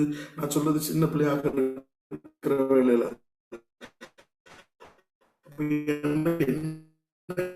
கிஃப்ட் இருக்கு உனக்கு இருக்கு, நான் நல்லா ஜூம் பண்ணுவேன்னு சொல்லிட்டேன். என்ன இதுல நான் சொன்னேன்னு எனக்கு தெரியாது. நான் சொல்லுகிறது கிட்டத்தட்ட 30 ஆண்டுகளுக்கு முன்பதாக சொல்றேன். நான் இப்படி சொன்ன உடனே அப்படியா சூப்பர் அப்படின்னு சொல்லிட்டு உட்கார வச்சுட்டாங்க. நாட்கள் போகிறது. 2020 வருகிற வேலையில கர்த்தர் என்னுடைய கரத்துல கொடுக்கிறார். என்ன கொடுக்கிறார் அப்படின்னா, ஒரு ஜெபங்கிற ஒரு ஊழியம், பிரேயர் ஃபார் அவர் நேஷன்ங்கிற ஒரு ஊழியத்தை கொடுக்கிறாரு. தேசங்களுக்காக ஜெபிக்கும்படியாக, தேசங்களுக்காக திறப்புல நிற்கும்படியாக ஜெபிக்கும்படியாக. இன்னைக்கு அது மூலியமா தான் இந்த இடத்துல நான் நிற்கிறேன். அந்த ஊழியத்தை அன்னைக்கு கர்த்தர் எனக்கு கொடுத்தார். இது 2020 நடந்துச்சு. இதுக்கு முன்னாடி என்ன நடந்துச்சுன்னா, ஒருத்தவங்க சிவியரா பெட்ல இருக்கிறாங்க. ஜோம் பண்ணும்படியாக எல்லா பாஸ்டர்ஸுக்கும் நியூஸ் போகுது, எனக்கு நியூஸ் வருது, நீ ஜோம் பண்ணு அப்படின்னு சொல்லி இவங்க பேரை சொல்லி சொல்றாங்க. ஓகே, நான் அவனுக்காக ஜோம் பண்றேன். சில ஆண்டுகள் போனதுக்கு அப்புறமா ஒரு மனிதர் வந்து பிரைஸ் தி லார்ட் அப்படின்னு கை கொடுக்குறாரு. நான் அப்ப சிறு வயது, நானும் பிரைஸ் தி லார்ட் அங்கிள் எப்படி இருக்கீங்க, யார் நீங்க அப்படின்னா, நீ ஜோம் பண்ண எல்லாம் சேகர் நாதாம்பா அப்படின்னு சொல்றாரு. அவர் படுத்த படுக்க கோமால இருக்கிறாராம். அவருக்காக ஜோம் பண்ண முடியாது. என்கிட்ட ஒரு ஆண்டி சொல்றாங்க, நான் அவங்களுக்காக நான் ஜோம் பண்ணேன். அதுக்கப்புறம் அவரு வந்து கையை கொடுத்து, நீ எனக்காக ஜோம் பண்ணல, நான் உனக்கு முன்னாடி நடக்கிறேன்னு சொல்றாரு. எனக்கு ரொம்ப ஆச்சரியமா இருந்துச்சு. அப்பதான் நான் நம்புறேன் ஆண்டவர் நான் ஜோம் பண்ணி இவரு, ஆனா அவர் ஜோம் பண்ணி, பாஸ்டர்ஸ் ஜோம் பண்ணி, ஃபாஸ்டிங் இருந்து ஜோம் பண்ணி, அதெல்லாம் பேக்ல இருந்தாலும் அதுல என்னோட ஒரு பார்ட் அதுல இருந்துச்சு. அதே போலதான் உங்களோட ஒரு பார்ட்ஸ் இந்த உலகத்துல தேவை. இந்த உலகம் இயங்குவதற்கு கர்த்தருடைய கிரியை இருக்குது, கர்த்தருடைய வல்லம் இருக்குது. ஆனா உங்க ஒவ்வொருத்தருடைய ஜெபம் வேணும். இந்த தேசத்தை அசைக்கிறதுக்கு கர்த்தரால ஒரு செகண்ட்ல முடியும், ஆனா உங்க ஜெபம் தேவை. இந்த உலகத்தில் இருக்க மனிதர்களை மாற்ற ஆண்டவரால ஒரு நிமிடத்துல முடியும், ஆனா உங்க ஜெபம் தேவை. உங்களுடைய பங்களிப்பை ஆண்டவர் ரொம்ப ஆசைப்படுறாரு. நான் நேரம் குறைவாக இருக்கிறதுனால நான் கொஞ்சம் கூட ஸ்பீடா போறேன். இன்னும் நிறைய ரெஃபரன்ஸ் என்னால் எடுத்து இந்த பரிசு கொடுத்து சொல்ல முடியும். இதுல கர்த்தர் என்கிட்ட சொன்ன ஒரு 4 முக்கிய கிஃப்ட், 4 டைப் ஆஃப் இம்பார்ட்டன்ட் கிஃப்டை மட்டும் சொல்லிட்டு நான் வேகமாக ஜெபிக்க ஆரம்பிக்கிறேன். ஏன்னா நேரம் அப்படியே ரொம்ப போயிருச்சு. இதுல அந்த என்ன சொல்றது, சபைக்கு கொடுக்குற அந்த பங்களிப்பு பரிசளிப்பு விழா வந்து நிறைய எடுத்து வச்சிருக்கிறேன். பட் நேரம் இல்லாததுனால நான் லாஸ்ட்டுக்கு கொண்டு போறேன். இது இல்லாம தனிப்பட்ட முறையில் இன்னைக்கு இப்போ ஃபார் எக்ஸாம்பிள் எனக்கு அதே போல உங்க ஒவ்வொருத்தவங்களுக்கும் பரலோகத்தில் என்ன கிஃப்ட் இருக்குங்கிறதையும் நான் எடுத்து வச்சிருக்கிறேன். பட் நேரம் இல்லாததுனால நான் இதை மட்டும் நான் சொல்லி நான் என்ன பண்ணுகிறேன், நான் முடிக்க விரும்புகிறேன். வெளிப்படுத்தின சுவிசேஷம் 19வது அதிகாரம் அதனுடைய 8வது வசனம் இவ்விதமாக சொல்லுகிறது. வெளிப்படுத்தின சுவிசேஷம் 19வது அதிகாரம் அதனுடைய 8வது வசனம், சுத்தமும் பரிசுத்தமான மெல்லிய வஸ்திரம் தரித்து கொள்ளும்படி அவளுக்கு அளிக்கப்பட்டது. அந்த மெல்லிய வஸ்திரம் பரிசுத்தவான்களுடைய நீதி என்கிறதான காரியம் சொல்லப்பட்டிருக்கிறது. முதல்ல கொடுக்க போகிற கிஃப்ட் என்ன அப்படின்னா, வெள்ளையும் அந்த சுத்தமும் பரிசுத்தம் உள்ள மெல்லிய வஸ்திரம் அப்படின்னு சொல்லப்பட்டிருக்கிறது. 8வது வசனத்துல சூப்பரா சொல்லப்பட்டிருக்கிறது. அதாவது அந்த வஸ்திரம் எப்படி இருக்கும் அப்படின்னா, ஆண்டவர் நமக்கு ஒரு ட்ரெஸ் கொடுக்க போகிறார். என்ன ட்ரெஸ்னா, நீதி என்கிற ஒரு ட்ரெஸ் பரலோகத்துல கொடுப்பார். அந்த ட்ரெஸ் எப்படி இருக்குன்னா, கிளீன், சுத்தமா இருக்கும், ஒரு மாசற்றதாக இருக்கும். அதாவது சிலவங்களாம் ஒயிட் ஷர்ட் போடும்போது பாத்தீங்கன்னா அப்படின்னா எந்த இடத்துலயுமே ஒரு பிளாக் டாட் இருக்கக்கூடாது, எந்த இடத்துலயும் ஒரு கரை இருக்கக்கூடாது, அப்படியே இருக்கும். அப்ப நீங்க அந்த உஜாலாவோட விளம்பரம் பாத்தீங்கன்னா அப்படியே ஷைனிங்கா காட்டுவாங்க. அந்த விட பல மடங்கு அதிகமாக கர்த்தர் கொடுக்கிற அந்த ட்ரெஸ் இருக்கும். ஸோ அந்த அளவுக்கு கிளீன் ட்ரெஸ் அவர் கொடுப்பாரு. அந்த ட்ரெஸ் பார்க்கிற வேலையில பிரகாசம் உள்ளதான ஒரு மெல்லிய வஸ்திரமாக இருக்கும் என்று வசனம் சொல்லுகிறது.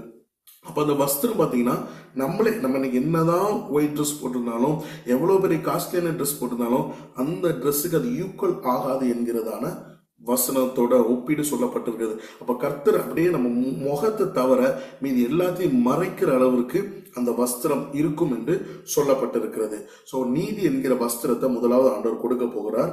2வது பாத்தீங்கன்னா யோவான் 14வது அதிகாரத்திற்கு நேராக நம்முடைய சிந்தைகளை நம்ம கொண்டு போலாம்.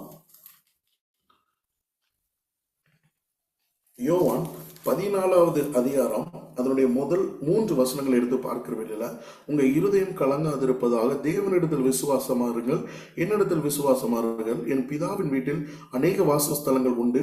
அப்படி இல்லாதிருந்தால் நான் உங்களுக்கு சொல்லியிருப்பேன்.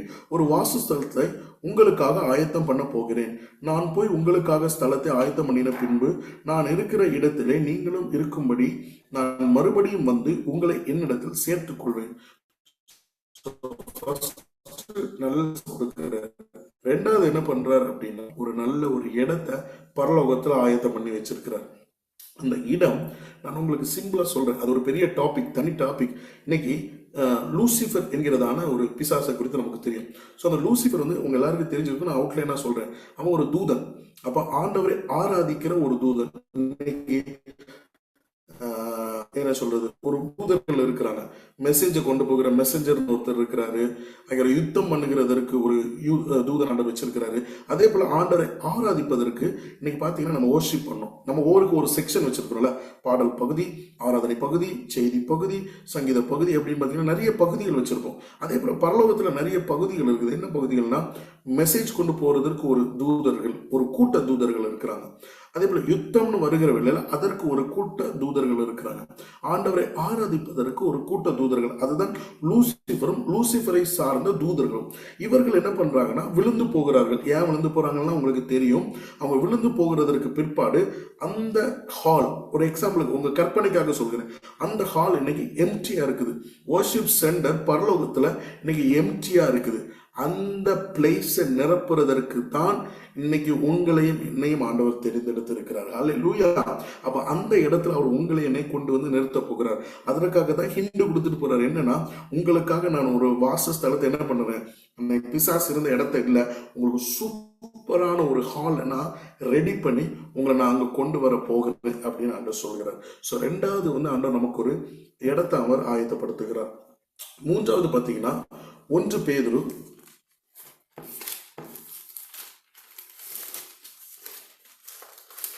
1வது அதிகாரம் எடுங்க, 4வது வசனம். அவர் இயேசு கிறிஸ்து மரித்தோரிலிருந்து எழுந்ததினால் அழியாததும் மாசற்றதும் வாடாததுமாகிய சுதந்திரத்திற்கு கேதுவான ஜீவனுள்ள நம்பிக்கை உண்டாகும்படி தமது மிகுந்த இரக்கத்தின்படி நம்மை மறுபடியும் ஜனப்பித்தார். ஸோ ஆண்டவர் அடுத்தது கொடுக்கிறது என்னன்னா, ஒரு எவர்லாஸ்டிங், ஒரு நித்திய வாழ்க்கையை கர்த்தர் என்ன கொடுக்கிறாரு, அவர் நமக்கு கொடுக்கிறார். இது மூன்றாவது ஒரு காரியம். இதுல வந்துட்டு தாகம் இருக்காது, இதுல சாப்பாடு தேவைப்படாது. பரலோகத்துக்கு போன இன்னைக்கு பாத்தீங்கன்னா 3 நேரம் சாப்பிட்றோம், 4 நேரம் சாப்பிட்றோம், டீ குடிக்கிறோம், காஃபி குடிக்கிறோம், தண்ணி குடிக்கிறோம், எல்லாம் குடிச்சிட்டு அங்க போனா ஒரு தாகம் எதுவுமே இருக்காது. ஒரு புதிய வாழ்க்கை எப்படி இருக்கும் அப்படின்னா, ஒரே ஒரு பர்பஸ் நான் சொன்ன மாதிரி நமக்காக ஒரு ஹால் இருக்கும், அங்க போயிட்டு அங்க கீபோர்டு இருக்கும், அங்க வித்தியாசமான இன்ஸ்ட்ருமெண்ட்ஸ் இருக்கும். இன்ஸ்ட்ருமெண்ட்ஸை வச்சு அவரை ஆராதிச்சுக்கிட்டே இருக்கலாம். இதுதான் நமக்கு கொடுக்க போகிறதான ஒரு பெரிய காரியம். அன்னைக்கு பிசாசு அந்த தானத்தை இழந்து போயிட்டான். நான் ஒரு எக்ஸாம்பிள் சொல்றேன். நான் ஒரு கம்பெனில ஒரு பொசிஷன்ல இருக்கிறேன். இந்த பொசிஷன்ல இருந்து என்ன அவங்க டிஸ்மிஸ் பண்ணிட்டாங்க.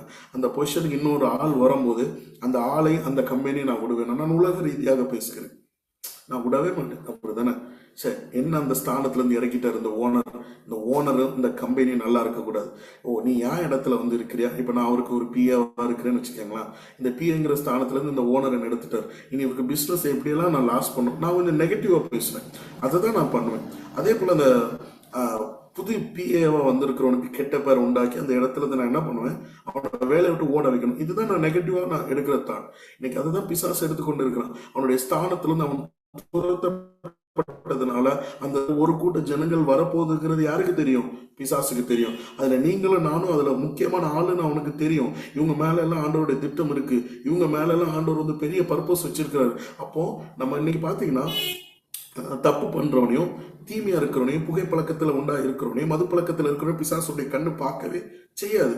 ஜெபிக்கிற உங்களையும், வேதம் வாசிக்கிற உங்களையும், ஃபாஸ்டிங் இருக்கிற உங்களையும், ஐக்கியத்தில் இருக்கிற உங்க மேலதான் அவனுடைய கண்ணு அதிகமாக இருக்கும். அதெல்லாம் ஆரம்பத்திலே நான் விக்டர் பிரதரை வச்சு எக்ஸாம்பிள் சொன்னேன். அவன் கிட்ட ஒரு ஆவி போட்டானா நம்ம கிட்ட 10 ஆவியை போடுவான். எப்படி அந்த 10 ஆவியில நம்ம விழுந்து நரகத்துக்கு போகணும், பாதாளத்துக்கு ஆட்களை சேர்க்கிறது அவனுடைய பெரிய திட்டமாக இருக்கும். நீங்களும் நானும் பரலோகத்துக்கு போகணும்னு சொல்லிதான் ஆவியானவர் என்ன பண்றார், நம்மளை வழி நடத்துகிறார். அதற்காக தான் உங்களுக்கு ஒரு மேய்ப்பனை கொடுத்திருக்கிறார். அந்த மேய்ப்பனுக்குள்ள ஆவியானவர் வந்து நீங்க எதிரெல்லாம் விழுந்து போகிறீங்களோ அதுலலாம் உங்களை உயிர்ப்பிக்கும்படியாக இன்னைக்கு உங்களுக்கு பரிசுத்தத்துல நீங்க ஒரு குலைச்சல் உண்டாக்குறீங்களா, உங்க மேய்ப்பன் கிட்ட ஆண்டவர் என்ன பண்ணுவாரு, நீ இன்னைக்கு பரிசுத்தத்தை கொடுத்து பேசுன்னு சொல்லுவாரு. இன்னைக்கு உங்க விசுவாசத்துல அடி வாங்குற மாதிரி இருக்கா, விசுவாசத்தை குறித்து பேசுவாரு. சுகத்துல நீங்க பலவீனத்துல பாதிக்கப்பட்டு இருக்கிறீங்களா, ஆவியானவர் என்ன பண்ணுவாரு, பாஸ்டர் வழியா உங்களுக்கு இன்னைக்கு சுகத்தை குறித்து பேசுவாரு. இன்னைக்கு ஏன் இன்னைக்கு இந்த டாபிக் குறித்து நம்ம கிட்ட பேசுறாரு அப்படின்னா, உங்க ஸ்தானம் என்ன, நீங்க யார் என்பதை நீங்க புரிந்து கொள்ள வேண்டும். பரலோகத்தில் உங்களுக்கான இடம் என்ன என்பதை நீங்க புரிந்து கொள்ள வேண்டும். நீங்க மற்றவர்களை போல, உங்க வீட்டில் இருக்கிற நபர்களை போல நீங்க சாதாரணவர்கள் கிடையாது. யூ ஆர் த ரொம்ப என்ன சொல்லணும்னா, you are the vital person in the world. இந்த உலகத்திலே நபர்கள். நீங்க இந்த டைம்ல கிட்டத்தட்ட 800 கோடி ஜனங்கள் இந்த உலகத்தில் இருக்கிறாங்க. 800 கோடி ஜனங்கள் இருக்கிறவில்லை. வெறும் 15 பேருக்கு இந்த காரியத்தை கர்த்தர் ஏன் பேசுனா, இந்த 15 பேர் மேல கர்த்தருடைய அபிஷேகம் இருக்குது. இந்த 15 பேர் மேல ஆண்டவருடைய திட்டம் பயங்கரமாக இருக்குது. உங்களை கொண்டு அவர் செய்ய வேண்டிய காரியம் வெகு வெகு வெகு வெகு வெகு காரியமாக இருக்குது. ஆனா நீங்க இன்னும் எனக்கு இந்த தலைவலி வந்துட்டு, எனக்கு இந்த வயிறு வலி வந்துட்டு, எனக்கு இந்த கடன் பிரச்சனை வந்துட்டு, எனக்கு இந்த வேலை இல்லை, எனக்கு இப்படி இல்லைன்னு சொல்லி உங்களை வச்சு நீங்க என்ன பண்ணிட்டு இருக்கிறீங்க, உங்க அபிஷேகத்தை குறைச்சிக்கிட்டே இருக்கிறீங்க. உங்க மேல இருக்கிற திட்டம் பெருசு, உங்க மேல இருக்கிற பிளான் பெருசு. அதை உங்க கண்ணில் படக்கூடாதுன்னு சொல்லிதான் உங்களுக்கு என்னென்ன பிரச்சனை இருக்கோ அந்த பிரச்சனையை பார்க்க வச்சு ஒரு சர்க்கிள் போட்டு அதுக்குள்ளாடி உங்களை வச்சு பிசாசு என்ன பண்ணிட்டு இருக்கலாம், சர்க்கிளுக்குள்ளாடி உங்களை வாழ வச்சுக்கிட்டு இருக்கலாம். சர்க்கிளை விட்டு வெளியில வாங்க. பிரச்சனை இருந்தா இருந்துட்டு போட்டோம், தலைவலியா இருந்துட்டு போட்டோம், ஆத்துமாக்கள் இல்லையா இருந்துட்டு போட்டோம், இன்னைக்கு கூட்டம் இல்லையா இருந்துட்டு போட்டோம், வருமானம் இல்லையா இருந்துட்டு போட்டோம். ஆனா இதுக்காக இல்லை கடவுள் உங்களை தெரிந்து கொண்டது. ஆண்டவர் இயேசு கிறிஸ்து எதற்காக தெரிந்து கொண்டார்னா, அதை நீங்க புரிஞ்சுக்கிட்டீங்கன்னு வச்சுக்கோங்களேன். அந்த பிளானுக்குள்ளாடி வந்துட்டீங்கன்னா இதெல்லாம் நீங்க ஈஸியா ஜெயித்திடலாம். அது யாருக்கு தெரியும்? பிசாசுக்கு தெரியும். அதுக்குள்ளாடி உங்களை விடக்கூடாதுன்னு சொல்லி தான் உங்களை புஷ் பண்ணிக்கிட்டு இருக்கான். கடைசி கிஃப்ட், ஃபர்ஸ்ட் கிஃப்ட் என்ன சொன்னேன்? ஒரு நல்ல ஒரு வஸ்திரத்தை கொடுக்குறாரு அப்படின்னு சொன்னேன். ரெண்டாவது கிஃப்ட் என்ன சொன்னேன்? நமக்கு நல்ல ஒரு இடத்தை கொடுக்குறாருன்னு சொன்னேன். நமக்கு செத்ததுக்கு அப்புறமா அதுக்கப்புறம் ஒரு மரணமே இல்லாத அளவிற்கு அவரை துதிக்கும்படியாக ஒரு எவர் லாஸ்டிங் லைஃப அவர் அங்க கொடுக்கிறார். கடைசி வெளிப்படுத்தின சுவிசேஷம் 15வது அதிகாரம் நான் முடிக்க விரும்புகிறேன். ஏன்னா நீங்க டைம் பாக்குறீங்களோ இல்லையோ அப்படியே மனசு ஓடிக்கிட்டே இருக்கும், எப்போ முடிப்பாங்க அப்படிங்கிற மாதிரி. நான் வந்து சீக்கிரமாக 15 அதிகாரம் 9, 10 வசனங்கள் வாசிக்கிறேன். 15வது அதிகாரம் 5வது அதிகாரம் 5வது அதிகாரம் 9வது வசனமும் 10வது வசனமும், தேவரே புஸ்தகத்தை வாங்கவும் அதன் முத்திரைகளை உடைக்கவும் பாத்திரராய் இருக்கிற, ஏனெனில் நீர் அடிக்கப்பட்டு சகல கோத்திரங்களிலும் பாஷைக்காரர்களும் ஜனங்களிலும் ஜாதிகளிலும் இருந்து எங்கள் தேவனுக்கென்று உங்களுடைய இரத்தத்தினாலே மீட்டுக்கொண்டு எங்கள் தேவனுக்கு முன்பாக எங்களை ராஜாக்களாகவும் ஆசாரியர்களும் ஆக்கினீர், நாங்கள் பூமியிலே அரசாள்வோம் என்று புதிய பாட்டை பாடினார்கள். ஸோ ஃபர்ஸ்ட் நம்ம என்ன பார்த்தோம்? நல்ல ஒரு ட்ரெஸ் ஆண்டவர் கொடுக்குறாருன்னு பார்த்தோம். ரெண்டாவது என்ன பார்த்தோம்? நல்ல ஒரு பிளேஸ் கொடுக்குறாருன்னு பார்த்தோம். மூணாவது நல்ல ஒரு லைஃப் கொடுக்குறாருன்னு பார்த்தோம். நாலாவது ஒரு பொசிஷன் கொடுக்குறாரு. என்ன பொசிஷன்னா ராஜாக்கள், அதுக்கப்புறமா வந்துட்டு ஆசிரியர்கள் என்கிறதான ஒரு நல்ல ஒரு பொசிஷன் என்ன பண்றாரு? நம்ம கொடுக்கிறாரு. ஸோ இந்த 4 கிஃப்டையும் கர்த்தர் நமக்காக வைத்திருக்கிறாரு. இந்த 4 கிஃப்டையும் நம்ம பெற்றுக்கொள்ளணும். இதுல தனி கிஃப்ட்னு எடுத்து பார்த்தீங்கன்னா ஒவ்வொரு கிரவுன், அதாவது ஒரு கிரீடத்தை ஆண்டவர் என்ன பண்றாரு? நமக்கு கொடுக்குறாரு. அதை நான் ஷார்ட்டா சொல்லி நான் உங்களுக்காக நான் ஜெபிக்க ஆரம்பிக்கிறேன். 4 கிரீடம் நீங்க நோட் பண்ணா 1 கொரிந்தியர் 9வது அதிகாரம் 25வது வசனத்தை எடுத்து பார்த்தீங்கன்னா அதுல வந்து அழிவில்லாத ஒரு கிரவுன் ஆண்டவர் என்ன பண்றாரு? நமக்கு கொடுக்குறாரு. இது இண்டிவிஜுவல் கிஃப்ட்ஸ். இங்க கூடி வந்திருக்கிற நீங்க பரலோகத்துக்கு போகும்போது நமக்காக கொடுக்க போகிற கிஃப்ட் என்னன்னா அழிவில்லாத ஒரு கிரீடத்தை கொடுக்க போகிறார். ரெண்டாவது பாத்தீங்கன்னா 2 தீமோத்தி 4வது அதிகாரம் 7, 8 வசனத்தை எடுத்து பார்த்தீங்கன்னா இதுல இரண்டாவது ஒரு கிரீடத்தை கொடுக்க போகிறார். நீதி என்கிற ஒரு கிரீடத்தை அவர் கொடுக்க போகிறார். சோ இரண்டாவது, முதல்ல அழிவில்லாத ஒரு கிரீடம், இரண்டாவது நீதி என்கிற கிரீடம். மூன்றாவது பார்த்தீங்கன்னா 1 தெசலோனிக்கேயர் 2வது அதிகாரம் 19வது வசனம். இங்க மகிழ்ச்சியின் கிரீடம், மூன்றாவது கிரீடம் மகிழ்ச்சியின் கிரீடத்தை நமக்கு கொடுக்க போகிறார். இது இண்டிவிஜுவல் கிரீடம்.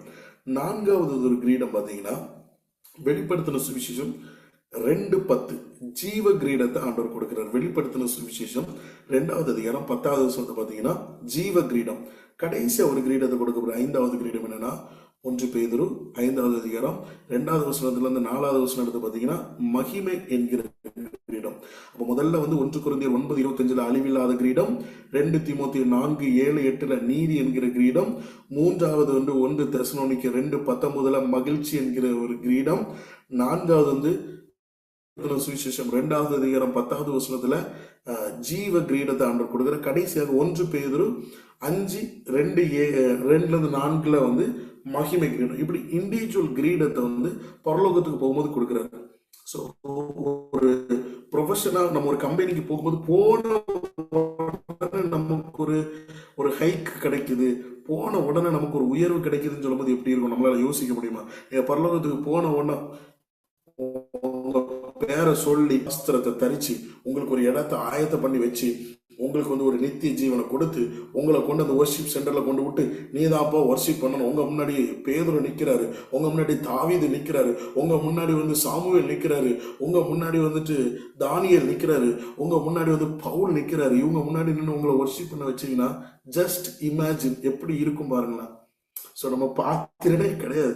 நான் இதெல்லாம் எடுத்து பார்க்கும்போது நான் நினைப்பேன், நான் அதுக்கு பாத்திரனே கிடையாது ஆண்டவரே. ஆனா ஆண்டவர் எதிர்பார்க்கிறது அதுதான்.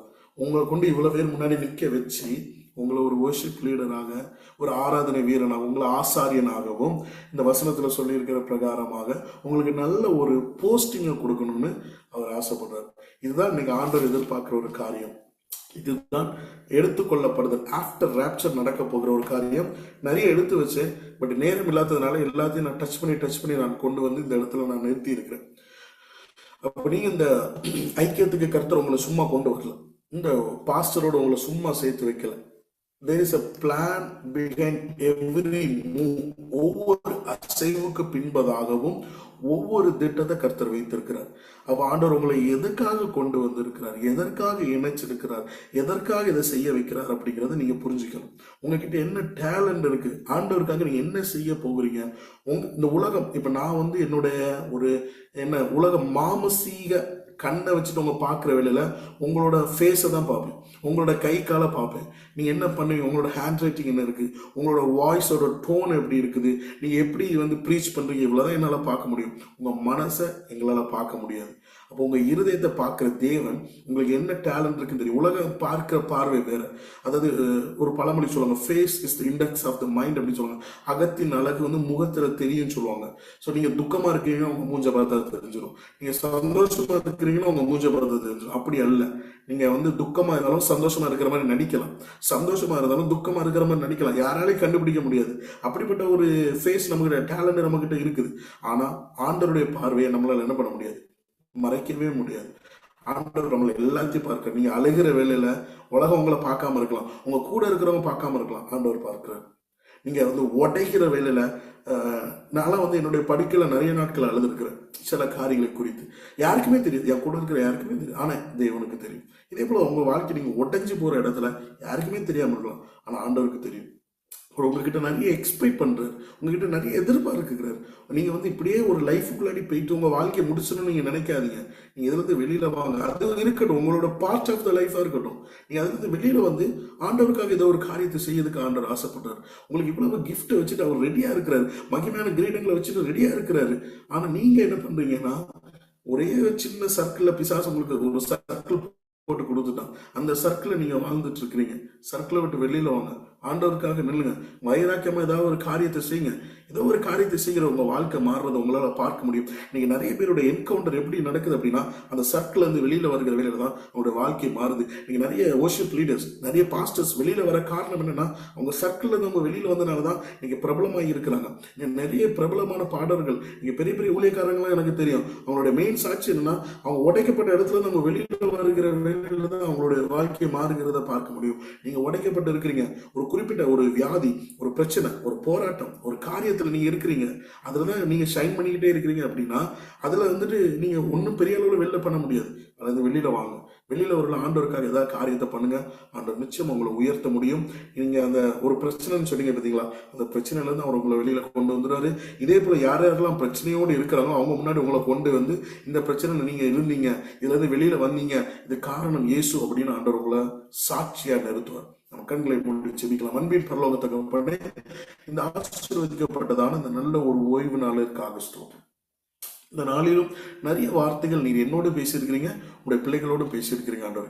இது உங்களுடைய வாழ்க்கைக்கு பிரயோஜனமாக மாறும்படியாக நாங்கள் ஜெபிக்கிறோம், உங்களுடைய கரத்தில் ஒப்பு கொடுக்கிறோம். இந்த குழுவை ஆசீர்வதிங்க, பாஸ்டரை ஆசீர்வதிங்க, பாஸ்டர் குடும்பத்தை ஆசீர்வதிங்க. இதுல பல இடங்களில் இணைந்திருக்கிற ஒவ்வொரு தேவ பிள்ளைகளையும் கர்த்தர் ஆசீர்வதிக்கும்படியாக நாங்கள் ஜெபிக்கிறோம், உங்களுடைய கரத்தில் ஒப்பு கொடுக்கிறோம். சகல துதி கன மகிமை உமக்கை செலுத்துகிறோம். மீட்பர் இயேசுவின் நாமத்தினால் ஜெபிக்கிறோம் நல்ல பிதாவே. ஆமென், ஆமென். God bless you all. God bless you all. Thank you. எல்லா கரங்களையும்